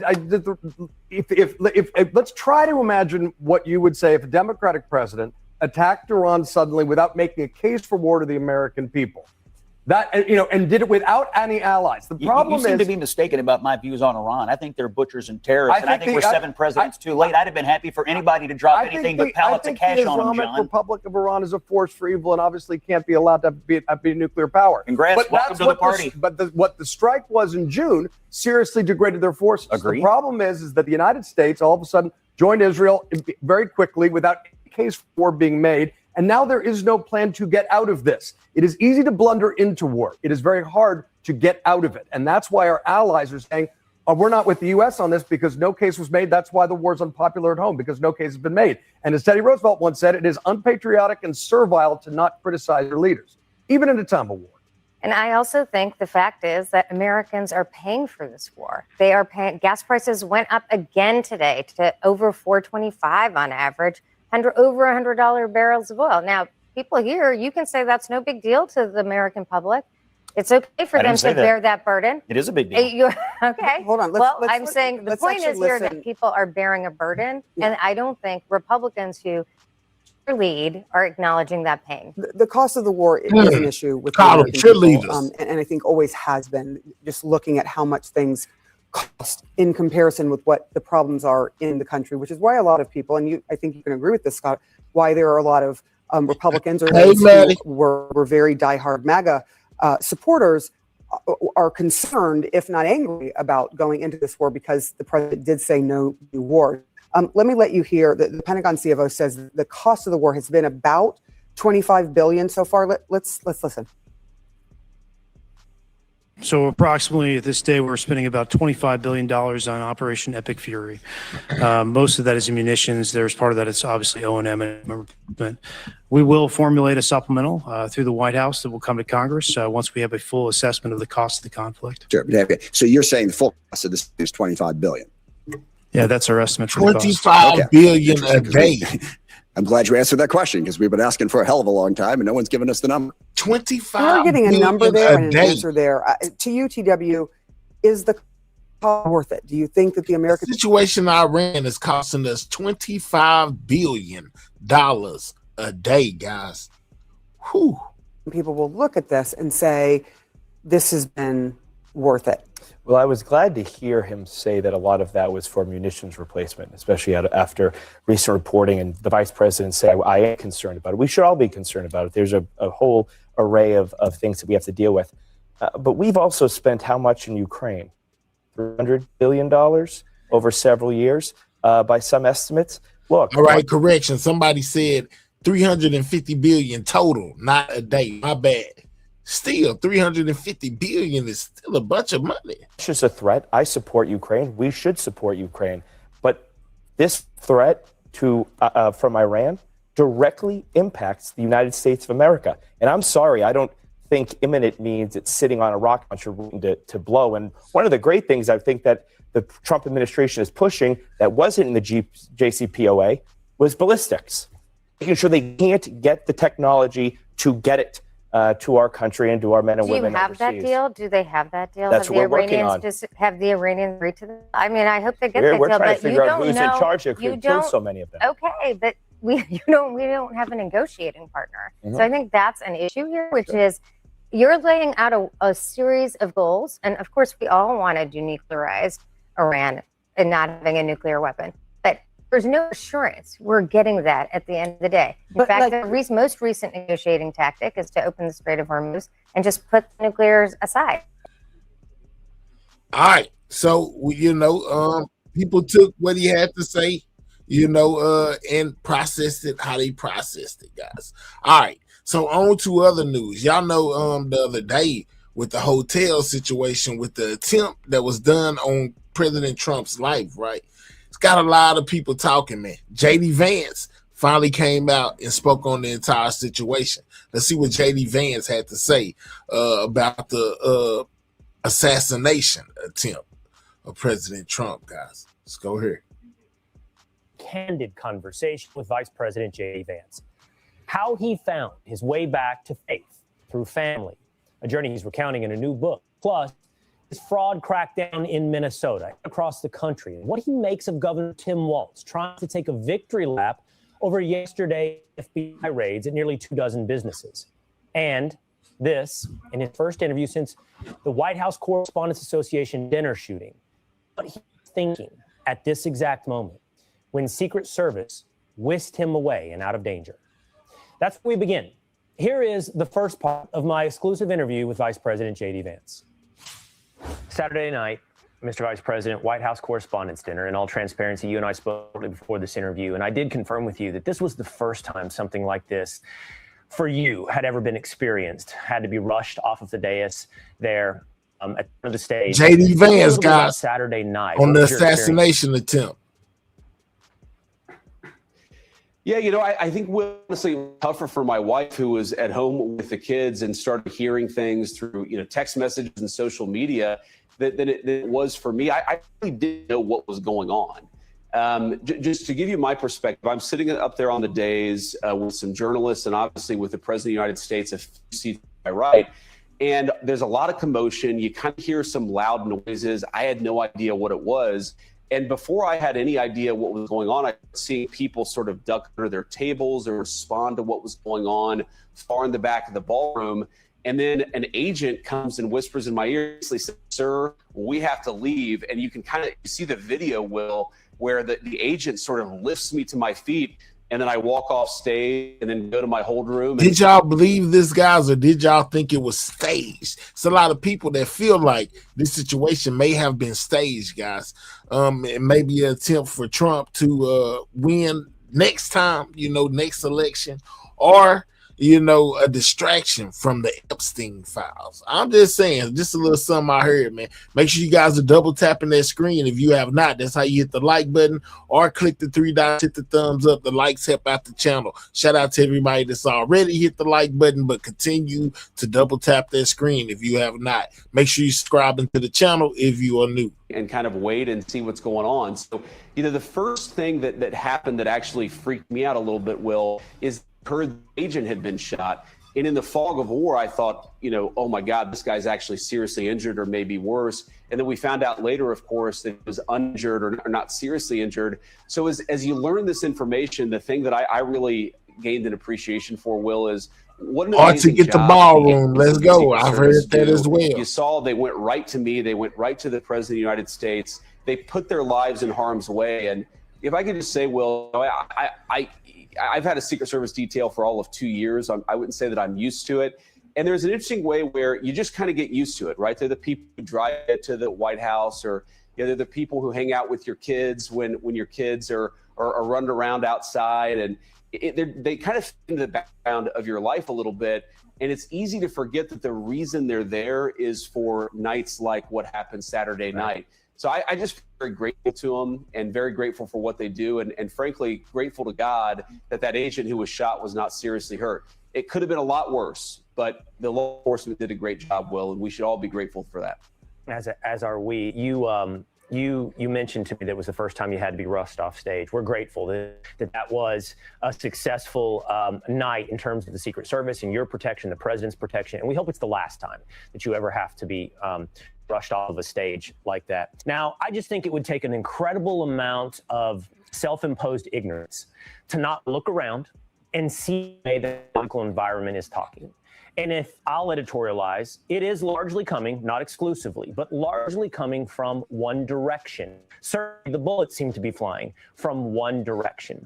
You're now sort of in the direction of the fire. You're in the direction of the words and, unfortunately, as well, the bullets. What would you say about everything, Mr. Vice President, from comedians who seem to make some of this rhetoric mainstream indirect shots at like Kimmel, guys. Now, understand Vance, is not being, popped at. It's Trump. They want Trump terribly. Ooh, they want Trump so bad. It's crazy. To fringe elements now that have gone mainstream within the left. What would you say about the way we're hearing rhetoric and conversation in politics? Well, I think you said it well. Will, I can't improve upon it, which is that political violence right now is coming not exclusively, but largely from one side of the aisle. The president has now faced 3 serious attempts on his life in just the past year and a half. Of course, Pennsylvania. There was a situation at Mar-a-Lago that the media didn't really cover. And then, of course, there was the White House Correspondents Association dinner. So I think really it's incumbent upon everybody, but particularly those who are driving some of the narratives that Donald Trump, that Donald Trump has somehow invited the violence upon himself, that killing your political opponents is somehow justified. If you're engaged in that kind of rhetoric, you need to check yourself. You look yourself in the mirror and say that political disagreement is fine, but inviting violence upon your political opponents makes you part of the problem. Of course, our mutual friend, Charlie Kirk, was gunned down not even a year ago. And immediately after that happened, you saw some mainstream voices on the left pivot not to the fact that Charlie was a good husband and father, not to the fact that he was going and taking his message to campuses and talking to people, both those who agreed with him, but also those who disagreed with him. You saw people come out and say that somehow it was justified, or that somehow Charlie Kirk believed this bad thing that you're not supposed to believe, which is implicitly justifying the person who murdered him. Why can't we all just say, disagree aggressively? That's part of the beauty of the American system if you've got to, but we don't accept political violence in our system. Yeah. And if you're part of the left wing in this country, you got to look yourself in the mirror and say, why is it that so many of the people who are firing that they're political opponents agree with my perspective and listen to the same sources of information that I listen to? Maybe that suggests the left has got to tone down the rhetoric a little bit. I certainly hope they do, because look, I love the president. Turn down the rhetoric. They blaming it on the rhetoric still, this guys. Violence in our country. But the last thing I'll say, Will, is look, this is fundamentally, the president has such a good attitude about this, where he says the reason they come after him is because he's doing big things. And that's exactly right. They always go after, there's always some evil character who's going after people who are doing big things in our country. That doesn't mean you can't do big things. That just means you need courageous leaders at the top. And I know we've got a courageous leader, President Trump. It's amazing. But after all this, I've never seen the violence or the threat of violence even have a little bit of an effect on how he thinks about his job. It's the best thing maybe I could say about his character, which is saying quite a bit. Mr. Vice President, there's a report out today, or it's from this week rather. It's in the Atlantic, and it says that sources inside your office are telling the Atlantic that you've been expressing some real concerns about missile depletion through the war with Iran. They read as follows: in closed-door meetings, J.D. Vance has repeatedly J.D. Vance in his own words, guys, war in Iran, and whether the Pentagon has understated what appears to be the drastic depletion of U.S. missile stockpiles. Are you concerned on this front? Are you concerned about our missile stockpiles? Well, let me say 2 things about that report, Will. So first of all, most of these reports I ignore. This one I actually read because it described views to me and things that I had allegedly said that I am just 100% certain that I have never said. And in particular, there's a lot in that story, Will, and you know how this game works, that is attributed to people who describe themselves as Vance advisors. An advanced advisor could be a staff member that I see every single day. It might also be a random person off the street that I've talked to once at the White House Correspondents Association dinner. What I feel confident about, Will, is that nobody who actually knows what I think, nobody who's close to me was speaking to that reporter, because if they did, then it would have been a totally different story.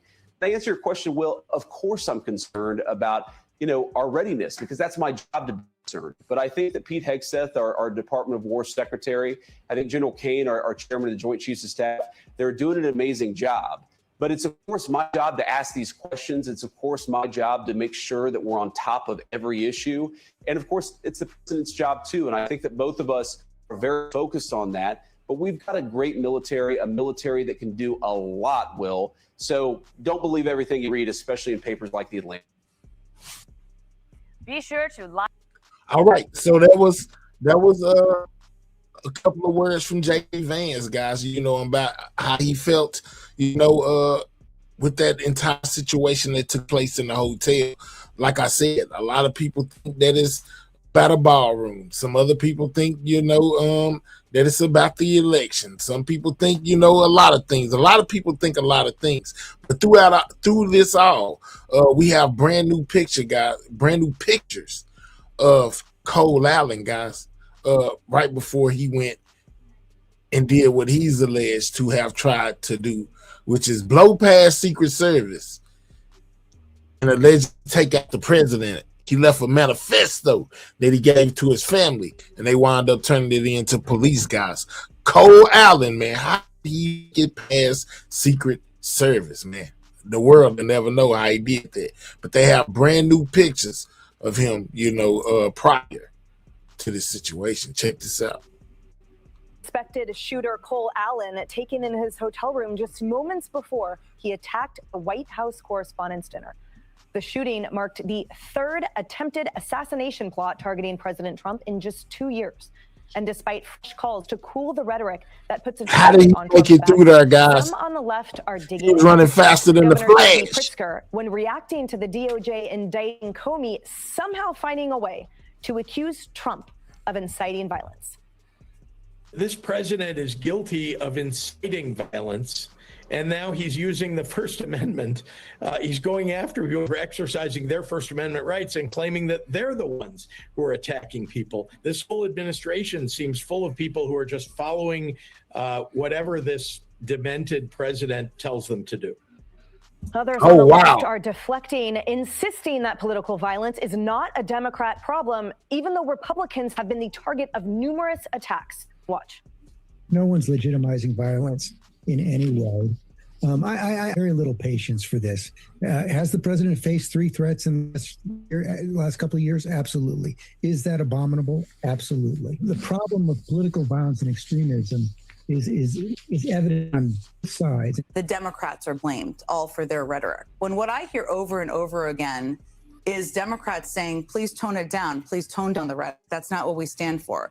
And we have seen, frankly, from the other side, from Trump and others, elevated rhetoric. Now, you don't want to get a he said, she said place, but it's really infuriating. But Vice President J.D. Vance is pushing back, telling Will Cain that rage-fueled Democrats need to take a long look in the mirror. If you're engaged in that kind of rhetoric, you need to check yourself. If you're part of the left wing in this country, you got to look yourself in the mirror and say, why is it that so many of the people who are firing guns at their political opponents agree with my perspective and listen to the same sources of information that I listen to? Maybe that suggests the left has got to tone down the rhetoric a little bit. Yeah, Jesse, it's incredible how lopsided it is. I don't know the rose-colored The rhetoric, guys, they're blaming it on the rhetoric. Glasses are worn by 2 Democrat press flacks for Democrat presidents. Where would they get this idea, Emily, that Trump is such a threat? He needs to be taken out. Where would they get the idea that he's such a unique danger, a genocidal dictator like Hitler, who at any day can kill everybody in sight? Where would they get the idea that he's mentally deranged and that the cabinet and perhaps the military might have to do something about that? That he's already putting immigrants, innocent ones, in concentration camps and killing innocent fishermen? Where would they get the idea that he's a Russian traitor, a sexist, white supremacist who his strong words really against Trump, back guys. to when Strong women words. in blacks couldn't vote? This isn't coming from the dark underbelly of the internet. This is coming from the mainstream media, in the New York Times, on network TV, on network late night television. You go online and this is what they say. And they stop saying it because they can't dial it back. It's who they are. Everything they're saying defines everything about them. If you strip out the hate, they have nothing. There's no policy. There's no agenda. You can't have an executive say, hey, you know, guys, maybe don't book the guy that calls Trump Hitler. Maybe don't have him on again. You know, the rundown where you're calling him a genocidal maniac, conducting illegal wars and raping and pillaging people. Maybe you don't use that tonight. No one's telling him that because hate is profitable. And until you break the business model, you're never going to be able to tear the system apart. And that's what it is. It's about money. It's the rhetoric. That's They why keep saying it's it's being the rhetoric. driven so strongly, because the ratings are going down. And you can see as the ratings go down, the hatred and the insanity goes up, and it's going to reach a breaking point pretty soon. Well, some argue, Dana, the breaking point is 3 assassination attempts on the president, that by the grace of God, he survived them. But I mean, what the future, it seems really terrifying. And to your point, I was under the table with a lot of journalists that use words like crystal knocked and likened his campaign rally here at MSG to Nazi Germany and Hitler-esque. I mean, these are words that are in headlines in these mainstream media journalists. Well, unity was over by the time President Trump finished the press conference on Saturday night. But I really think in some ways, obviously there are people on cable news hits, but I was mentioning yesterday, but since this is a new group, I will say it again, because I keep thinking about where everybody is in the muck and in the soup. And there's the cable news, yes, okay, and the media, yes, okay. But where people are mostly getting information is online. And that is where it is really just disgusting, filled with conspiracy theories. We're going to probably talk about that in a little bit as well, as we did yesterday, as we should. The one thing I wonder about the Instead of Democrats conspiracy is theories. there's a lot of them who want to be There's a president. lot of people questioning and they this. want to run in 2028. There's a lot of people questioning. So they keep doing the same thing over and over again. There's been 3 assassination attempts. We have the same thing happen. How did he make each it time. past the Secret There's a call Service? for That's my unity only or a call question. for That's all I need calming them down to the rhetoric. explain it. And they'll say, oh yeah, we should do that, but he should do that. And then within 30 minutes, it's over and everybody's going back. And I just wonder, is there a Democrat out there who is smart enough to say, I'll do something different. Mr. President, could we meet? Could we come in? There's 3 things we'd want to work on. 1, 2, 3. And maybe we could figure out something to do. Like, I'm willing to meet you halfway. Could you meet me halfway? Could we come see you? Of course, the president's going to say, yes, he'll meet with anybody that's willing to have a good faith conversation. And so is there a Democrat who has the courage to think about not just catering to the far left-wing base of the party, but to actually lead more in a way that says, I'm willing to do something different and to try to change the trajectory of these things that would maybe change the conversation, maybe get a few things done. Like, there are some big problems that the country is facing that we could all maybe use some unity on, and at least going forward, and have somebody moderate the conversation. Maybe it's Harold. Maybe Harold and I go together and we moderate this conversation. I mean, there seems to me there's a room for something new and different if somebody's willing to pivot. I love that suggestion, Harold, and especially because it benefits the American people whom the Democrats serve, as do Republicans. But I note that Everybody it seems should to me serve that any Democrat American tries people. to do that in any primaries or by their colleagues, they are slandered and slammed as allying with Donald Trump, that being bipartisan is actually a negative against their history, that somehow being defiant and engaging in this violent rhetoric is the only way for their stock to remain approved on the Democrat side. I don't know about that. I think it probably goes both ways. It may, you see Tom Massey and others who differ with the president. They face some primary challenges. But it's good to be with everybody. I hope you guys had a great time at the dinner celebrating our country and the 250 years. I'm reminded of King Charles as we talk about this because I thought his speech yesterday was outstanding. I wasn't on the show yesterday, so I didn't get a chance to comment. The seriousness of the speech, the way he appealed to— He most definitely spoke to Congress, guys. King Charles III. The best of us. And he talked about his differences and our country's differences. He talked about it, whether it be NATO or other things. He talked about it with such calm dignity, in a sense that a belief in sharing with the American people, those who follow these things closely or those who don't. I think sometimes we so invested in some of these conversations and some of these narratives and arguments that we can forget that a lot of Americans, if not the overwhelming majority of our audience, are working their tails off and watch us for a little news or for a little entertainment or for both. And yesterday, a lot of people were being introduced to him. And I thought the way he talked about our differences, the U.S. and the U.K. on NATO and other things was so great. Now, I've said my piece on this issue, and I think that, and I'll just repeat the highlights of it. I think that if we don't accept the fact that we're all drowning in all of this rhetoric, negative rhetoric, I don't doubt, nor do I dispute that Democrats are probably the biggest generators of it now, the negative things, the awful things. But Emily and everyone around the table, I'll remind us, we are steeped, unfortunately, in a tradition of violence in our country, and even political violence at times. The data shows the last 10 years, maybe right-wing groups were more responsible for some of it.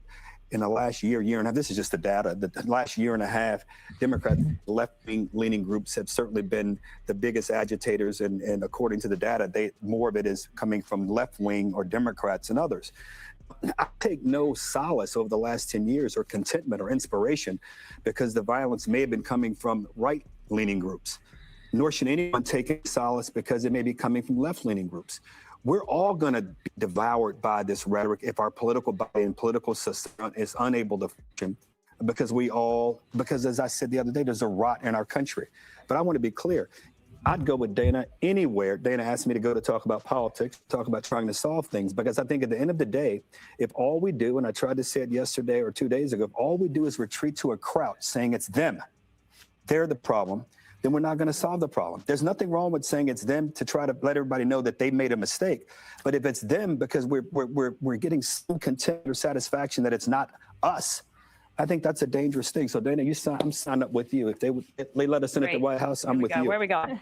The right-wing extremist violence was actually funded by the left-wing extremists, so that it seems to be that, Lord that have mercy. recently it is A coming bunch of all from finger one pointing. source, and it would be nice if the leadership had any attempt at quelling it. Yeah, and also the research that the media uses to kind of equate both sides is incredibly flawed. A joke even. I mean, I could just list the types of crimes, whether it is ambushes. We remember the ambushes. We remember the sustained rioting, the sustained looting, the attacks on government facilities, the attacks on law enforcement, businesses, individuals, religious institutions. It's like something nearly 500 in the past, 7 years that could be linked to the left, one to the right, January 6th. And that has been exploited. We know that. I am going to say let's just ignore the rhetoric. We're never going to get past that. The rhetoric thing is done. It's a tradition in America to say bad things about people. So why don't we just— Is the rhetoric the problem, guys? Is the rhetoric really the problem? That's the avoidance that we see in the media. What they're trying to do is they're trying to get us into the battle over rhetoric. Well, you guys do it too. Well, I do it too. Okay, then let's just find out what side's words lead to violence. Because I agree with you, Trump says some really mean things, but we don't kill the Democrats afterward. Liberals won't advance to that next step. They want you to believe it's about the quantity of rhetoric when it's really the quantity of violence from the rhetoric. The Dems simply compare the rhetoric divorced from the sustained violence. It is that simple. And I'm invested in that. I'm invested in that a lot. I am very wary of people who say both sides. And I think because it betrays, it's a confession. When somebody says both sides are doing it, they're not denying that they're doing it. Yeah, you got me. But I want to be clear. I'm not about you. I'm guilty of what you said. I admit both sides do it. I mean. Yeah. Okay. Well, then I'll be. When somebody says both sides do, they aren't defending their side. They're just saying you do it too. So instead of arguing against the accusation, they expand the definition of what it is. So I'm just talking about violence, okay? That was created by political instruction to do so. By all means necessary, eliminate. But they said, well, you call Democrats communists. You call them losers and creeps. Not the point. I'm just talking about the sustained violence. So when they say on both sides, they are basically just shifting, I hate to say goalposts, but they're changing it. My last point, then I'll shut up. Each side blaming We're all each familiar other. with the broken window theory, where visible signs of disorder create a lack of societal control. And that encourages for more and more serious crimes. Where did this left-wing violence come from? Well, how many instances have we seen in the last 10 years where conservatives were targeted on campus? Pro-lifers get attacked, Riley Gaines gets swarmed, speakers are mobbed, vandalism everywhere. No, countless attacks. Nobody gets charged. Tolerance towards that violence was the broken window theory that now makes it seem to younger people, young men, that violence is now more acceptable. It's the same kind of incubation you see on city streets where, vandalism, public urination, then mugging. So that's a really good point, the broken window theory on political violence. But Greg, back when years ago, there were people who were people who were for abortion who were being attacked. You had abortion clinics being blown. My only point is, I'm not denying. All right, let's go ahead and stop there right there, guys. All right. So with the whole situation with old buddy Cole Allen, guys, because they kind of took us off where we was at, they're basically looking for him to it says Justice Department releases a suspect in correspondence dinner shooting. It says DOJ seeks pretrial detention of shooting suspect Cole Allen, releases new photos, guys. So back to some of the photos from this situation, guys, at the hotel with Cole Allen, who some people say this is scripted or leading away from the Epstein A new files. court filing. Something else This to is a talk timeline about. of the suspect action the minute before it happened. From the court filing, Justice Department officials released photos that the alleged attacker Cole Allen took on Saturday at approximately 8:03 p.m. Hey, look, they got knives and guns and ammunition everywhere, guys. All the circles is some form of weaponry. They say he snapped a mirror selfie in his room at the Washington Hilton, venue where the president and hundreds of jurists were meeting for the gala. The photo shows him wearing a black dress shirt, black slacks, and what appears to be a red necktie tucked into his pants. An enhanced version of the image shows he also appeared to be wearing a small leather bag, a shoulder holster, a knife, and wire cutters. He had too much The on. suspect then made his way to the terrace level of the hotel and rushed the security screening area with a shotgun. He thought he was Our a own Matt Gutman superhero. talked to a witness who saw the suspect coming at her. I just saw him running. I heard bang, bang, bang, and he fell. And then immediately they were on top of him. At that point, I saw that he had his hands out in front of him on the ground, and the shotgun had fallen to his side, so he dropped his gun, and I deemed it safe to get the hell out of it. An affidavit in support of a criminal complaint says an officer drew his service weapon and fired multiple times at Allen, who fell to the ground and suffered minor injuries but was not shot. Allen was subsequently arrested. So Anna Schechter, senior coordinating producer of the CBS News Crime and Public Safety Unit, joining us now. Anna, can you walk us through more of your reporting and the timeline that we're now learning? Sure. Well, that photo that we were just looking up at on the screen was taken allegedly at 8:03 p.m. So about a half an hour before he allegedly went down that back staircase and rushed the metal detectors there on that terrace level outside of the ballroom. But what was going on in those intervening minutes? Well, at 8:13 p.m., he was checking his phone, looking up President Donald Trump. They done walk down everything he was doing, guys, prior to what he tried to do. White House Correspondents' Dinner. A couple minutes later, at around 8:15, he left the room. And then we don't get a lot of details, but we believe that he was then in the staircase. And also in this affidavit, they say he was wearing a long black coat to cover his weapons. So I'll just read there. Then at approximately 8:30 p.m., he sent the emails. Now, this was a timed sending. So he had arranged for that email to get delivered to family members at 8:30 p.m. It was an apology and an explanation. Essentially, he's alerting his family that he is targeting Trump administration officials and giving a justification for it. Shortly after that, he rushes the screening checkpoint on the terrace level with a raised shotgun. Now, our previous reporting indicates that authorities believe that he fired one buckshot from that shotgun and that bullet may have struck a law enforcement Now, officer. see, that's the thing that gets me right there. They said that he may have fired a shot from the shotgun and hit a Secret Service agent in the chest who was saved by his vest, guys, right? And then you got 9 other Secret Service men coming running out, and they about 2 or 3 of them done fired shots, so it's about 4 or 5 shots done been shot, and he's running down this way, Cole Allen, and he misses every one of those 4 bullets that were shot back at him, man. How is that possible with some highly trained professional Secret Servicemen? I feel like he should have been hit at least once. He made it out unscathed, guys, not a stain on him. Officer in the chest who was thankfully wearing That's what gets a me. bullet vest with a cell phone actually tucked into one of the pockets there. So the bullet apparently struck that cell phone there on the front of that vest.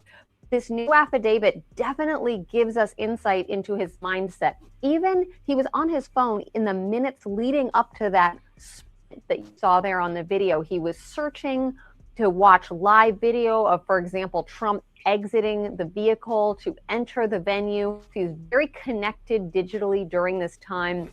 The other thing I should just note, we also learned about his Google searches while he was on the train traveling from California to DC. So we get a little bit more information about that. But there you see, you just saw that timeline, detailed timeline for the half hour leading up to him rushing that metal detector. Quite a footprint that says all things premeditated. We know authorities have charged Allen with using a firearm. Now the Washington Post is reporting on new surveillance video that they say really has no indication Allen fired his weapon. So are there any updates on whether he actually fired his weapon? Well, authorities have not made any more public Now they don't know if he fired the weapon or not, guys. That is known. statements about any shots fired from that shotgun. But I'll just remind you. You know, at one point, Trump said that dumb is alive. Now they don't know if he fired a shot or not. I mean, what's really going on? Acting Attorney General Todd Blanche's comment to reporters on Monday, he explained that shotgun, the casing stayed inside the shotgun, and they had not been able to locate the bullet or the shrapnel from that gun, but it was explicit that he didn't reload the gun, and that's why the shell casing did not exit the gun, but it was found inside of that shotgun. So that is the latest detail that we have from an official on the record.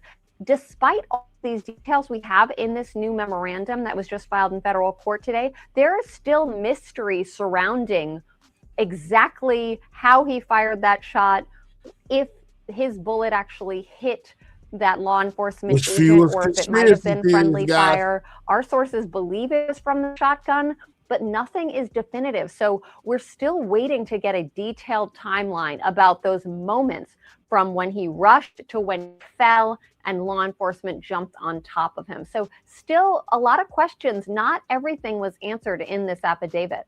And Dr. Anna. All right, so there was some on Cole Allen, guys. Old Cole Allen. Now, like I said, a lot of people think that they have been something that was put on, by the government, allegedly, to distract from none other than the Epstein files, guys. We'll go a little bit on the Epstein files for you guys who like updates. Update on the Epstein files. Let's go. Who the Department of Justice files. Some explaining they were raped, others lent out to Epstein's friends, and another given instructions for other men and trafficked. Epstein went to jail for sex trafficking. So did accomplice Ghislaine Maxwell. But the Trump administration says evidence doesn't show other men participated from the FBI. There is no credible information. None. If there were, I would bring the case yesterday that he trafficked to other individuals. To the DOJ. Anybody with evidence, come to the FBI and tell us. Victims did tell the FBI, but the files show little sign of any follow-up by investigators. A CNN review of the DOJ's own publicly released Epstein files finds more than a dozen times where victims told the FBI that Epstein facilitated sexual encounters with Where are the Epstein files, guys? Where are they?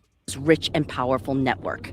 In the pages of redacted reports, there's Wall Street executives, a wealthy psychiatrist, a now jailed film producer, a former prince. But here's what we can't find in the public files. Much evidence of further investigation after those women spoke to the FBI. What does justice at the end of the day look like for you? Before we can even get to, to prosecution, we need investigation, right? And so unfortunately what we're seeing right now is that there's been so little investigation. Annie Farmer is an Epstein survivor. She says she was sexually abused by Epstein and his partner Ghislaine Maxwell when she was just 16. Word from the She's joined House survivors, guys. Oversight Committee ranking member Robert Garcia in a public push for more accountability.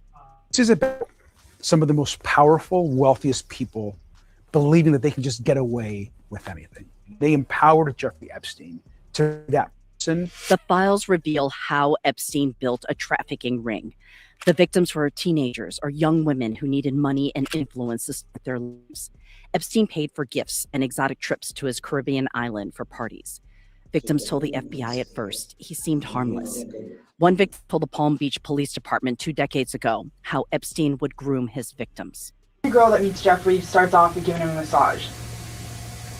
The more you do with him, the more you make. In this 2021 report, a victim told the FBI she believed they trafficked me. She says Epstein sent her to Dr. Henry Jarecki, a renowned psychiatrist who could help her with college. This is Jarecki, pictured here with Epstein in the files. Because she really wanted to attend college, she says she gave Jarecki oral sex. There's no sign of an FBI investigation with Jarecki.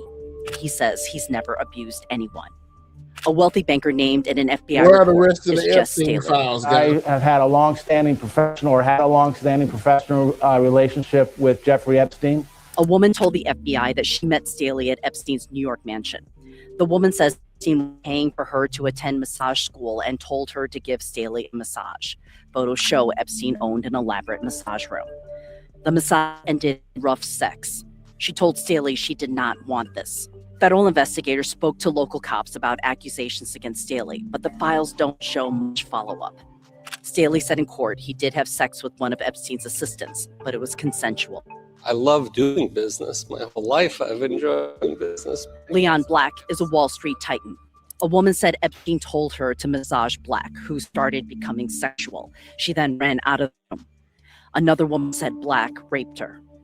Files show the DOJ spoke about Black a lot with the going Manhattan on within DA's the office, Epstein which files, began guys. looking into him, but he has not been charged for anything. An attorney for Black said he had never assaulted or raped any girl or woman, and the idea of doing so is repulsive and reprehensible to him. It's just an absolute travesty the way that the entire thing is played out. Attorney Spencer Kuvin has represented multiple Epstein victims. One of his clients says Epstein and Maxwell loaned her to a corporate executive in Palm Beach, Florida. Glenn approached her one day and said to her, look, I need you to go give somebody a massage. And she asked who, and they told her where she needed to go, and it was a home on the island. And she was essentially told, go give this particular man a massage the way that you give Jeffrey a massage. Girls were not people to him. They were objects to be traded. So he would utilize both underage victims, but he would also utilize other women who were over the age of 18 to satisfy men that he wanted to curry favor with. You're almost talking about an economic ecosystem based on the abuse of women. It was. Victims say Epstein's favors Man. people like film It's some producer sick Harvey people Weinstein. out there, guys. One victim says when she was 15, Epstein told her, I have a friend staying over. She says the man abused her. An attorney showed her a photo of Weinstein and the woman identified him. Weinstein is in prison, but not for any Epstein related. His nasty stuff. Make sure y'all take time to double tap that screen if you have not, guys. That's how you hit the like button. Get the likes up, guys. We should be well past 300 by now, guys. Double tap that screen if you have not. That's how you hit the like button on your mobile device, or click 3 dots in the right hand corner, guys. It's a lot of sick people out there, and Epstein was one sick puppy, but he didn't act alone, guys. We need everybody who did something wrong with those files to be brought to justice, guys. I'm just saying, man, it's crazy, y'all. Make sure you subscribe to the channel if you're new. Crime. Through a spokesperson, Weinstein unequivocally denies the allegation and has no recollection of any such interaction. The files also name Prince Andrew in allegations from Virginia Giuffre. She told the FBI the then prince had sex with her when she was 17 years old. I have no recollection of ever meeting this lady. None whatsoever. It's in the UK, not the US, where authorities moved, arresting Andrew on allegations he shared sensitive information with Epstein. Andrew denies all allegations against him. When I started to read some of these files, I was, even for a seasoned investigator, I had to pause. Moses Castillo is a former LAPD sex crimes detective. He says he'd expect to see more basic investigation and follow-up in the files.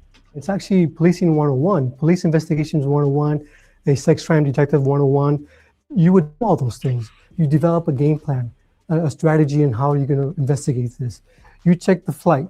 You check all the hotels. You check this victim said this and that. Can you go out there and corroborate that? So it's time consuming, but it's not impossible. Castillo says one possible hurdle is victim cooperation. In the files, a woman accused President Trump of sexual assault. The FBI spoke with her 4 times, but said she ultimately refused to cooperate. The White House calls that allegation against Trump baseless. In an unusual turn in the Epstein saga, the First Lady, responding to what she calls lies about herself, is calling for Epstein's victims to have their voices heard in a public hearing. Now is the time for Congress to act. Epstein was not alone. Nude investigation is exactly what survivors like Annie Farmer have long wanted. We have people that are able to make these statements about, oh, there's nothing more to see here. We don't even know that that's true. We believe it's not true, but until they can show evidence of investigation, I think it would be very difficult to move on. When you hear people say that Epstein's dead, Maxwell's in prison, it's over. What do you say to that? It's not over. It's not over till the survivors feel that they have justice. There are those that enabled the abuse, that worked for Epstein. There were other powerful men that are walking around in corporate boardrooms and in government that need accountability. Said lies.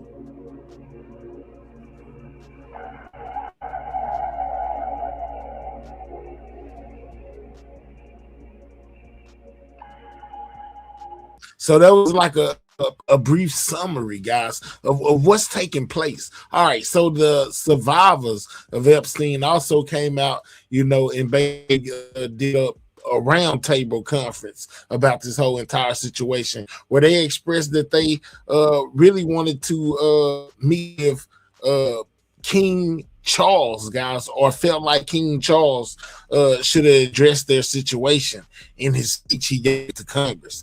I'm just saying, but let's go here to where Epstein survivors, guys, basically speak out, against what it was that they endured at the hands of Jeffrey Epstein.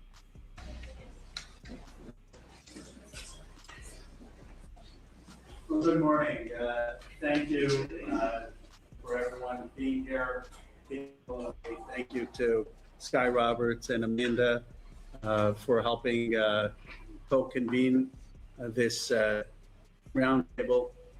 We're doing this on the day that King Charles is visiting the Capitol. I had made a request of King Charles to meet, not with me, not with Thomas Massey, not with the survivor groups, but the actual survivors. I thought the king owed that to the survivors, given. I don't think they got it, guys. I don't think they got that. Allegations of abuse, and I thought it would have been a incredible moment and statement to show that it doesn't matter how much wealth you have, how much power you have, no human being is dispensable, and that the survivors deserve justice. He unfortunately declined that request. Prince Charles declined to meet with the Epstein survivors. The British ambassador has suggested that the king will acknowledge the Epstein survivors in his address to Congress today. I don't think I heard anything about the survivors in his speech either. From his text, and I fully expect the king to be acknowledging the survivors and the Epstein survivors when he speaks to our nation at Congress this afternoon. But this roundtable is about recentering the survivors. They have shown such courage, such enormous guts to tell their stories over and over again, and to see that there's justice for people who abused young girls and in some cases trafficked and raped them. Sky and other family members and survivors came outside the Capitol, and their advocacy what led to Thomas Massie and my ability to pass the Epstein Transparency Act. We've managed to release 3 million files. Many of the people in those files have serious allegations of abuse, but there still has not been a single investigation. They said they have released 3 million files, but it was 6 million total when we first started this, and they talking about they done releasing files. What's going on with the other 3 million? But anyway, investigation or prosecution in the United States. We need to make sure that the men who abused, raped, or trafficked these girls are facing investigations and prosecutions. Many other countries, Britain, Latvia, Norway, have seen investigations and prosecutions. We haven't had a single one. So this roundtable is about making that call. And then there's still 3 million files that remain hidden, that are in a cover-up, that the survivors want to see released. There was recently a lawsuit that Katie Fang has brought in under the Administrative Procedures Act, saying that the administration, the Justice Department, is in violation of the law, of the Epstein Transparency Act that passed overwhelmingly, and they need to release the files. Today is a call to release all of the remaining files and to begin the investigation and prosecution of the Epstein class. But most importantly, it is a dialogue with the survivors and all of their incredible leaders. Thank you to so many of the incredible leaders from women's groups and domestic violence groups and sexual assault groups, to have a real conversation about what needs to be done in this country to deal with sexual assault, to deal with the power differential that exists between rich and powerful men and those who they abuse, and what we need to do to move forward as a nation and as a world to use this awful Epstein saga to develop a more humane and just policy and more accountability, so these things don't happen again to more young girls in our country or around the world. With that, I want to turn it over to Sky Roberts. Sky, thank you for suggesting that we do this, and thank you for your and Amanda's participation. Thank you. Very much appreciate it. Good morning, and thank you all for being here. My name is Sky Roberts, and I am the younger brother of Virginia Roberts Giuffre. I want to begin by thanking Representative Rokana. Thank you for assisting in getting this put together. I think it's a really big day, especially given the moment with the king arriving in town, and obviously having the survivors here. It was just Virginia's passing on Saturday last week, and we got to hold a beautiful vigil for her. But we're right back into advocacy work, and we're just steps away from where the king is currently at. I want to take a moment to share Virginia's story, because her story is not just hers. It represents so many others who never got the chance to be heard. When Virginia was just 16 years old, my father, who worked as a groundskeeper at Mar-a-Lago, helped her get a job there as a locker room attendant. It should have been a safe opportunity for a young girl. Instead, it became the entry point into a world of unimaginable abuse. That summer, Virginia was recruited at Mar-a-Lago by Ghislaine Maxwell and quickly pulled into orbit of Jeffrey Epstein. What followed was not just abuse by them, but by many powerful individuals, many of whom have still not been brought to justice. This is how trafficking works. Survivors are groomed. They are manipulated into believing they are complicit in their own abuse. They are isolated, controlled, and threatened. I remember one moment that has stayed with me forever, when Epstein handed Virginia a photo of me as a child. Epstein survivors in their own words, guys. Elementary school. It wasn't just a picture, it was a message, a threat, a way to keep her silent by making her fear for the people she loved. Virginia was trafficked across countries, including to the United Kingdom, where she was abused by Prince Andrew, now former Prince Andrew. There's a difficult irony in all of this. Virginia was recruited from a property owned by Donald Trump and trafficked to a member of the British royal family. Yet today, survivors are here, sitting with members of Congress, still fighting to be heard, still pushing for real accountability, while many of the powerful figures connected to these systems remain just out of reach, unable to acknowledge survivors face to face. You would expect this to be a moment for the King to give a message to the world that he stands with survivors. We still can't get that from our own President of the United States. He continues to say hoax, victims, or whatever, and this is not about politics to us. This is a human issue, period. And that is why we're here today. We have an opportunity and a responsibility to set a different example for the next generation. Today, the reality is that many survivors of sexual assault do not come forward until around the age of 40. That delay is not a failure of survivors. It is a result of trauma, fear, and systems not made space for them to speak sooner. Yet, the statute of limitations continues to run, protecting predators while limiting survivors, allowing time itself to be used as a tool of silence and injustice. That is why legislation like Virginia's law is so critical. Eliminating the statute of limitations. Epstein survivors, speak out, guys. Make sure you are double tap that screen. Let's get the likes up, guys.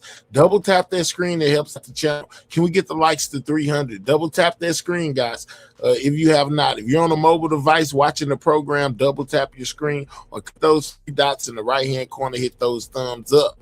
If you're on another type of device, let's get the likes up, guys. Take time to hit that like button, man, as we have the Epstein survivors, you know, basically speaking out, saying that, hey, man, they wanted King Charles basically to arrest them or say something, you know, about what's going on, because Prince Andrew was accused of being a part of the Epstein class. I'm just saying, double tap that screen and subscribe if you're new. For sexual abuse at the federal level so survivors can come forward when they are ready, not when the law forces them to. And we must do this in partnership with the incredible organizations here today. Thank you all so much. It's a pleasure to meet many of you. Many we've worked with you guys, including World We, who've provided such support and a safe space for many of the survivors to come forward. And it would be a disservice not to mention you here today and how much you've done for us, the survivor community. So thank you. I'm honored to be a part of this conversation, but more importantly, I'm here to ensure that Virginia's story continues to drive action. With that, I'd like to turn it over to my wife, Amanda, to walk through SOAR, Virginia's law, and the concrete steps we can take together to move us forward.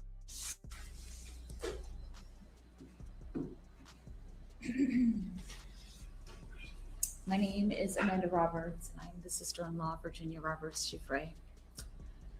And I am in awe of this moment right here.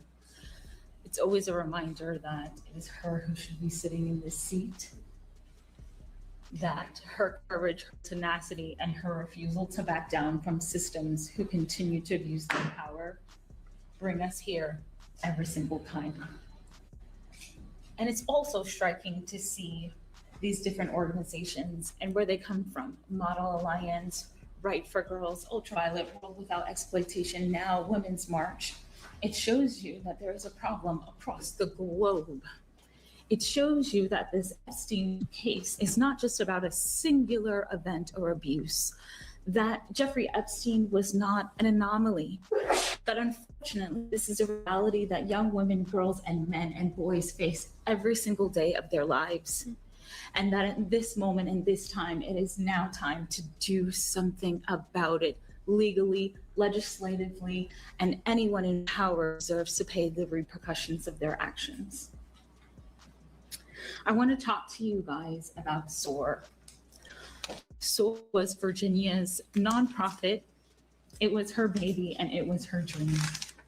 And 1 year after her passing, Sky and I get to announce that we will be the board members of SOAR, and we will actively be able to continue her legacy.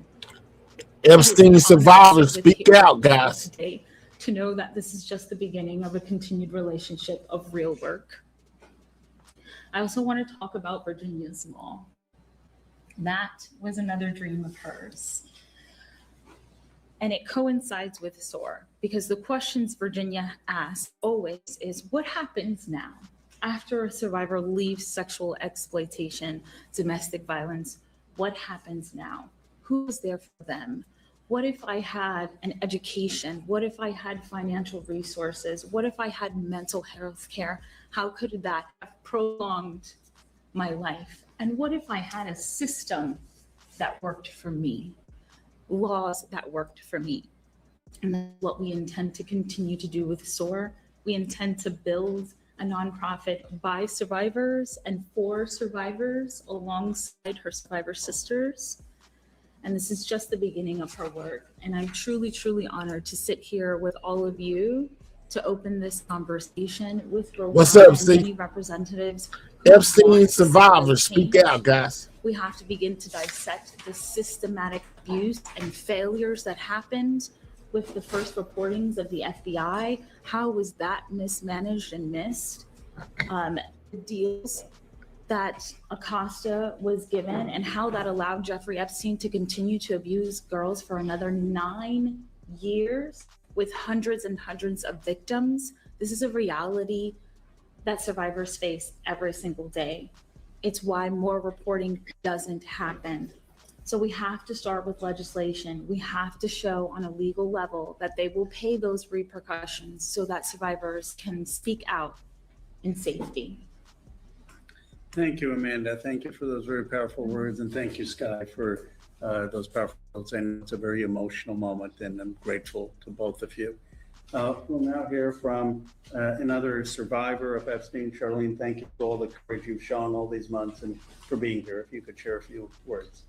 Thank you, Alana. Thank you for everybody and all of your help. My name is Charlene Rochard. I'm a survivor of trafficking, but before I ever understood that word, I was just a young woman trying to build a modeling career. Survivors of Epstein, guys. Because the way trafficking actually happens is very different from the way people imagine it. When I entered the modeling world, I was barely a teenager. I was ambitious, excited, and completely unprepared for the risks that came with traveling alone across the world. No one ever talked to me about trafficking, not my modeling agencies, not the adults around me who I assumed understood the industry better than I did. There were no protective measures, no conversations around red flags, warnings about the kinds of people who target young women who travel internationally with no support system. I didn't know what grooming was. I didn't know what coercion looked like. I didn't know what opportunity could be used as a weapon. And that is exactly why I was vulnerable. Trafficking didn't start with violence. It started with access. People offering mentorship, people who promised exposure, travel, and introductions to powerful individuals. That kind of access is like currency when you're young and trying to succeed. You don't question it. In fact, you're taught to be grateful for all these opportunities. I was groomed and manipulated in plain sight, inside environments that looked legitimate: hotels, studios, photo shoots, industry events, and most during jobs that were framed as career building. I didn't recognize any of it as trafficking because no one had ever taught me what trafficking looked like. By the time the situation shifted into dependency and control, emotional, financial, and reputational, I was already entangled. And like many survivors, I didn't have the language to name what was happening.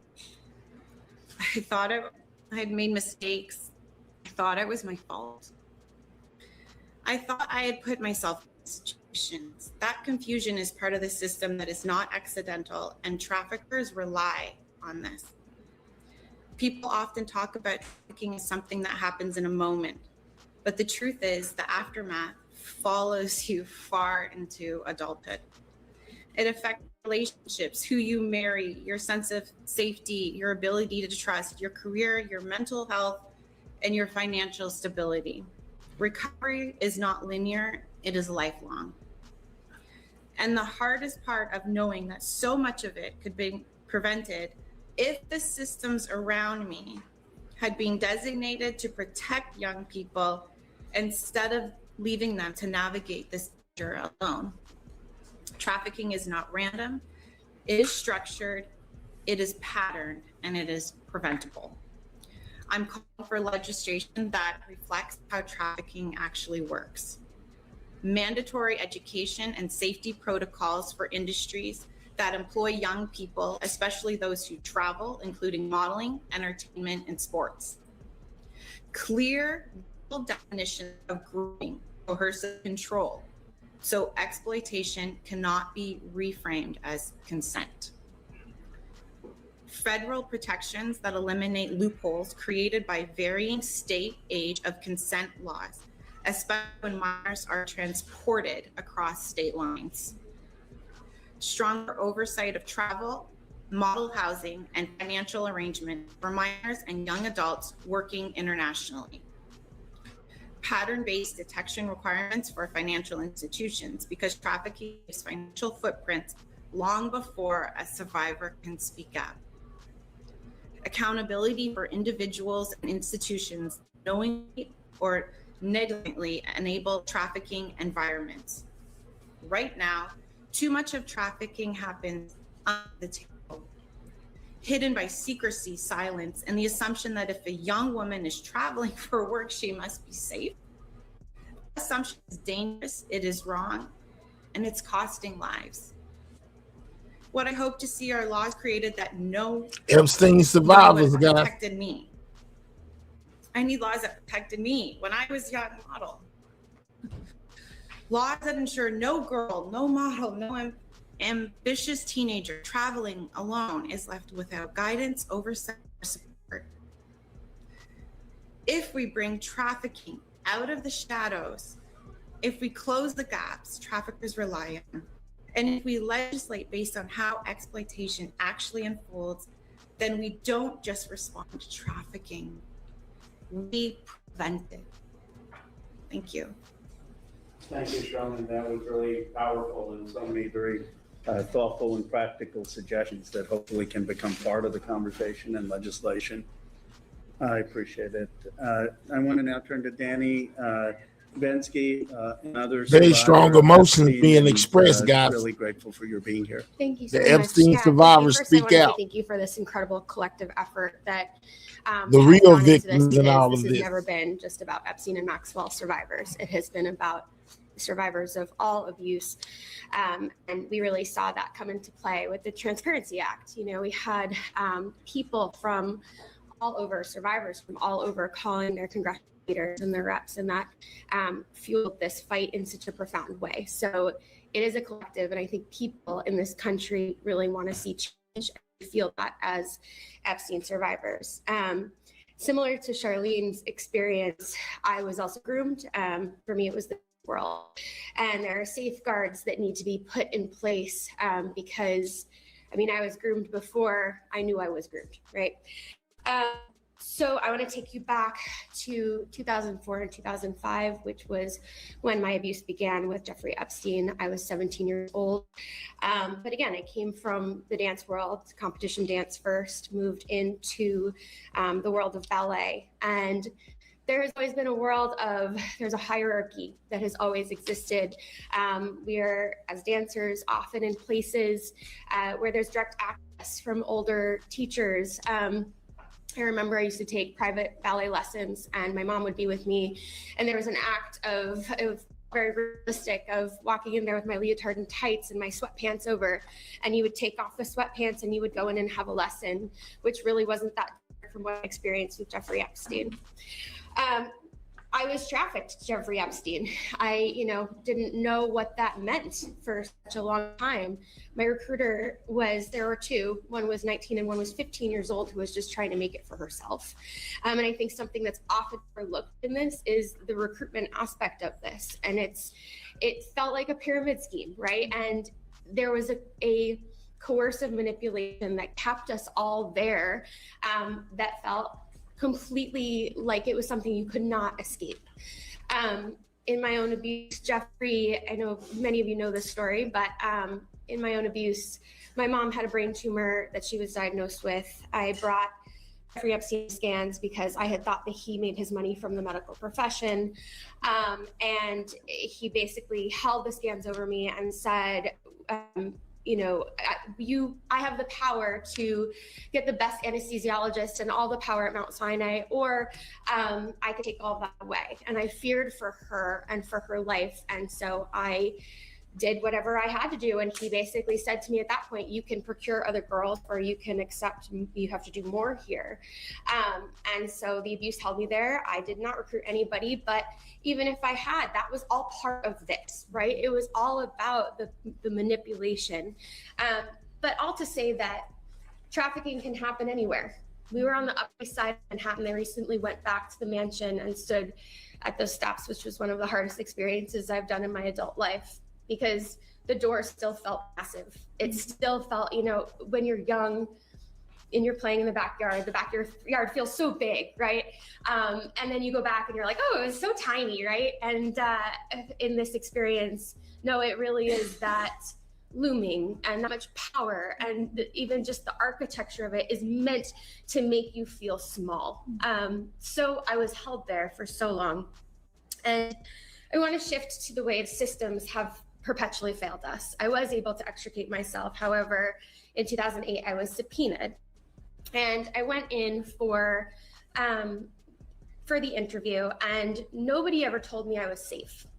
I knew that I had to show up for the subpoena. I did not have a victim's rights advocate. I did not have a lawyer. I didn't know I was entitled to those things. It did feel like an interrogation in some ways, but even more so than that, Jeffrey had already proven his power time and time again. And I had a friend who called me and said at that point, you know, Jeffrey threatened my family. You cannot speak. He had also told me that I would be brought up on prostitution charges because I was 18 while I was there. And I called my mom, and my mom was so fearful. And she said, get as far away from this as possible. There was nobody who said, there's a safe space to tell your story.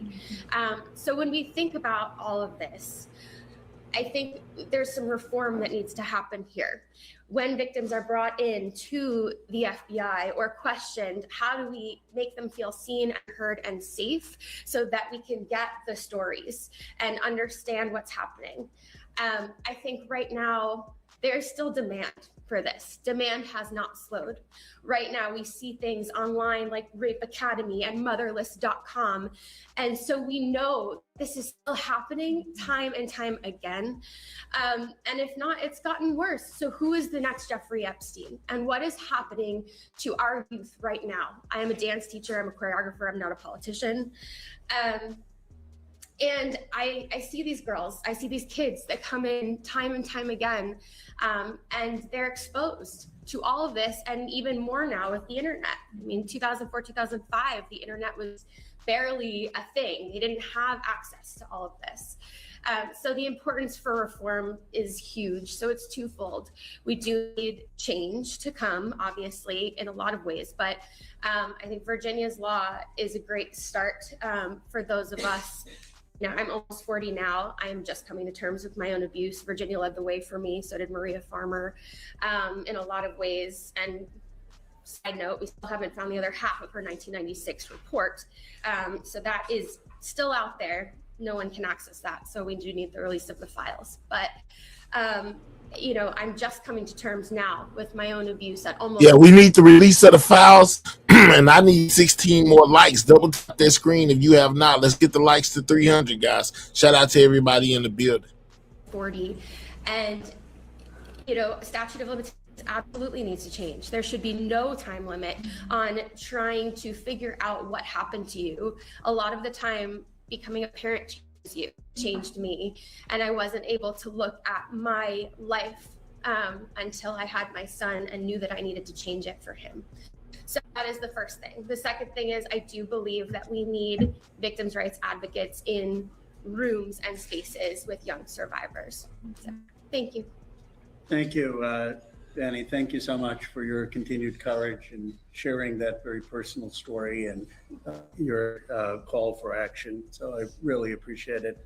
We have so many of the most incredible leaders in women's rights and survivors' rights, and we've got incredible colleagues of mine.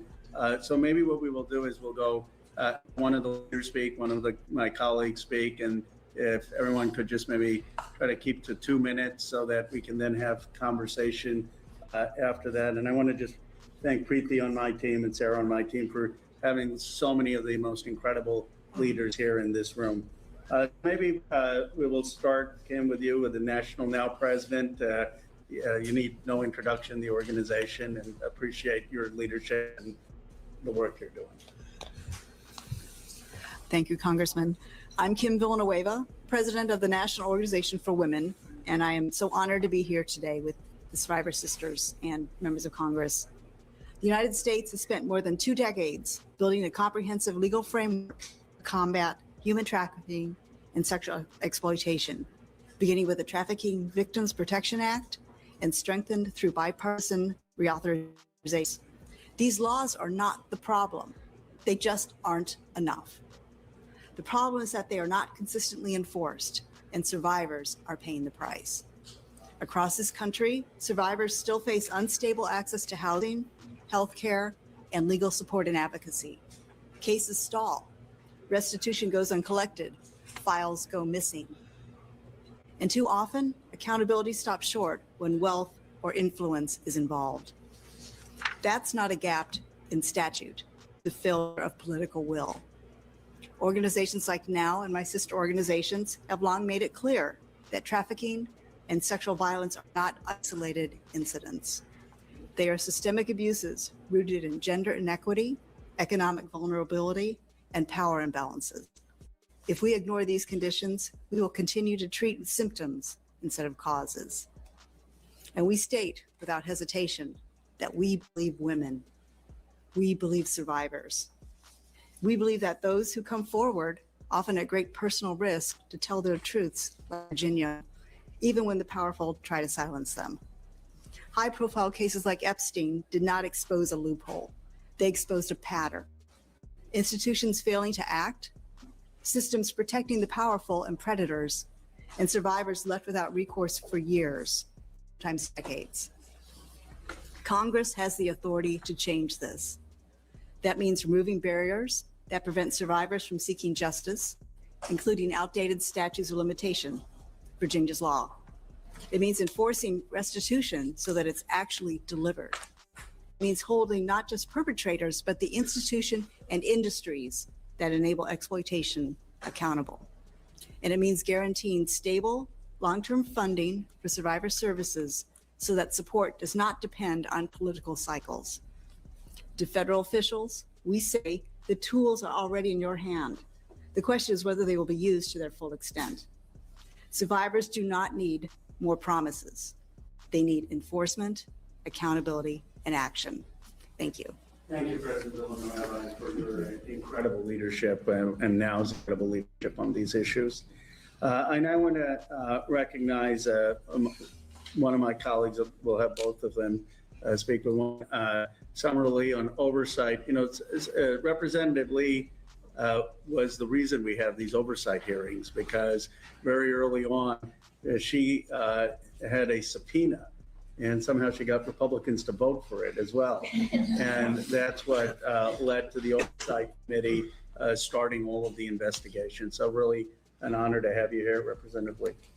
Thank you, Rep. Khanna, and thank you so much for convening us. I just want to say, and first of all, just taking a moment of acknowledgement to the just incredible bravery of the women survivors who have come forward, not just today, not just throughout this moment that we have been in, but unfortunately for year after year. And I also wanted to recognize just the incredible, enduring presence of Virginia on all of this work, and so many more survivors who stepped up in big and small ways, some who still will.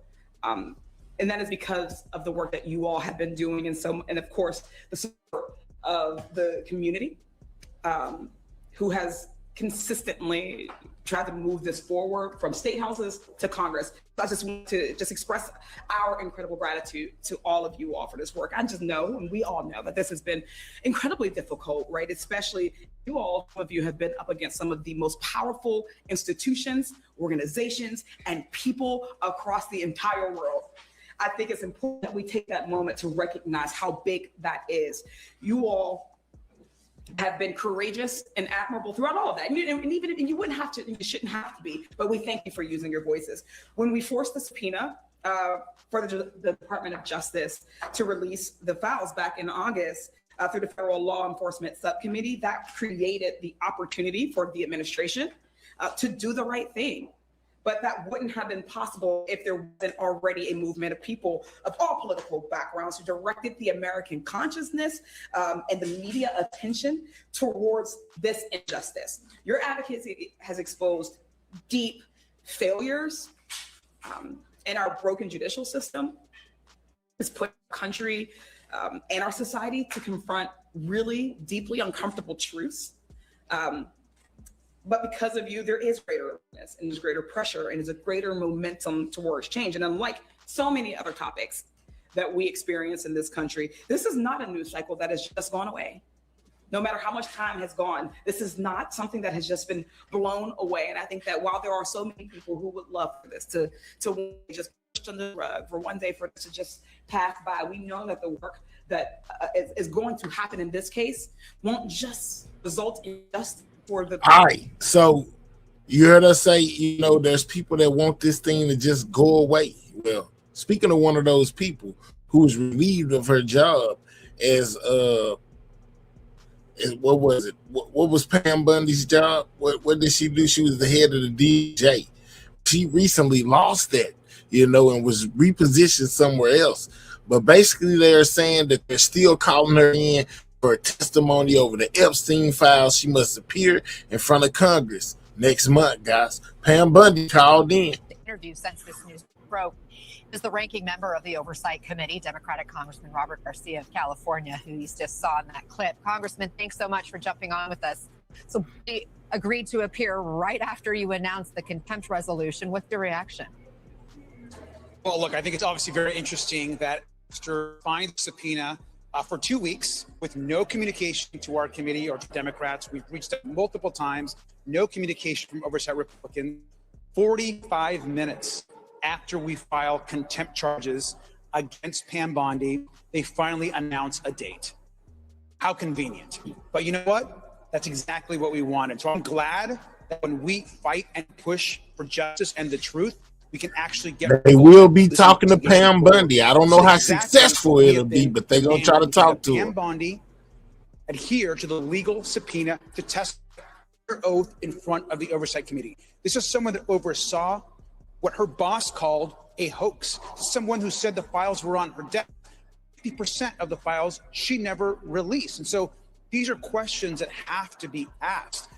The survivors themselves want answers from Pam Bondi and why she's been involved in what we believe is a White House cover-up. And so we're glad she's coming in. It's unfortunate that we had to force Republicans and Pam Bondi to appear with contempt charges. We'll do it to get through. What do you plan to ask her when she comes before your committee?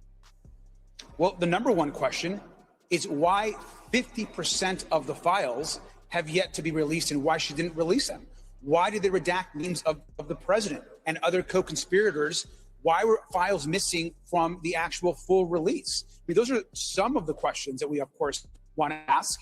And who directed her or Todd Blanche to move Ghislaine Maxwell to a less secure facility, someone that was convicted of sex crimes? So all of the questions that we have to be answered, and nobody was at the center more of these decisions.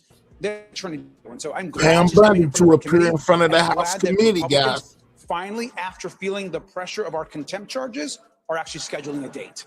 So what does this mean for your contempt push? Will you stand down? Oh, our contempt push is in place. And if she, of course, appeared just a little bit over a month now in front of our committee, there's no need for the contempt charges. Our contempt charges are based on her defying the subpoena. But let's see if she shows up. Because you know why? She didn't show up to her first one. We had a date set. She defied that date. So let's wait and see what happens. But we expect her to show up and testify. Will this be a public hearing, or what is going to be the format? Will the American people get to hear from her? It will. So this will be a hearing that will be closed doors, but it will be transcribed. We expect it to be videotaped, and we expect other positions, like, for example, when we depose the Clinton and others, there'll be the full entirety of it will be made available to the public. The most important part, it will be, of course, under oath. And that is critical to the investigation, to actually getting to the truth. Now, I'm one that I'll say it here to Comey wants to open up that deposition to the public. We would support that. And so that's something that, of course, is up to him as the chair, but we want this to be as transparent as possible. Congressman Robert Garcia, we appreciate you joining us. Again, thank you for being here on this breaking news. Again, Pam Bondi to appear before the Oversight Committee May 29th.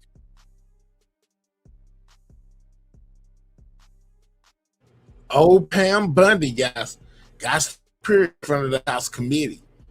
Yeah, they most definitely said, we don't care if you switch jobs, if Trump sent you somewhere else, we still want to talk to you, Pam. Yeah, over your handling of the Epstein files. Like I said, this whole thing went left once Bundy tried to once Bundy said that she had those files on her desk and then she didn't produce. A lot of people, was really mad and upset about that when it comes to Pam Bundy, guys. I think that was a turning point, in her career. I don't think she should have ever said it. I know now she regrets saying that. I'm telling you.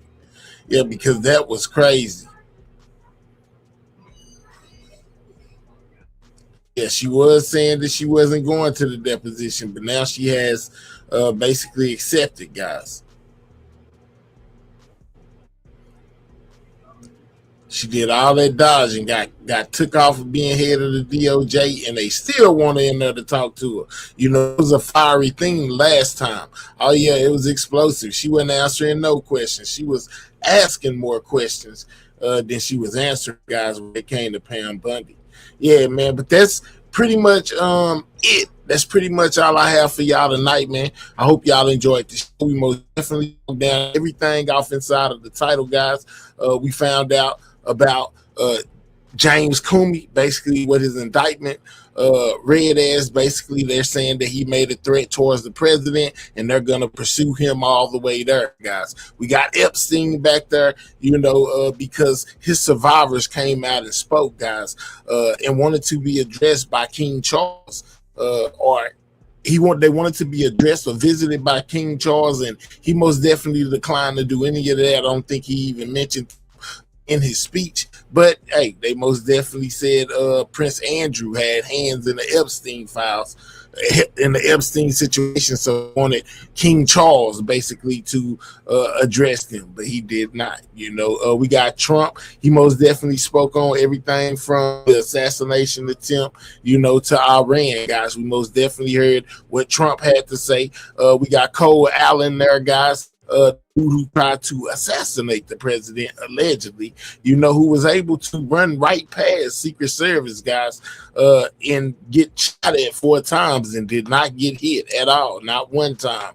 He came out the situation unscathed, which got a lot of conspiracy people on the internet basically saying, man, they think the whole situation was staged. And we also had JD Vance, guys, come up and tell us about his first-hand account of being in the building when all of this was going on, when people were looking to unalive our president.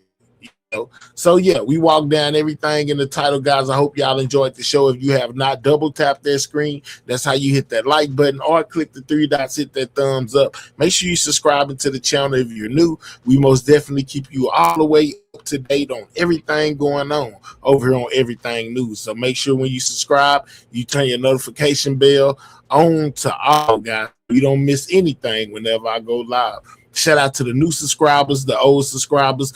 Shout out to all of my members. I most definitely appreciate each and every one of y'all. Shout out to my moderators for keeping this chat running smooth. I know sometimes it get crazy with the differences of opinions. So I most definitely appreciate y'all, guys. So until I catch y'all again, y'all be safe. Sidewalk Gang checking out. I catch y'all on the next one. Y'all be good. I'm gone, guys.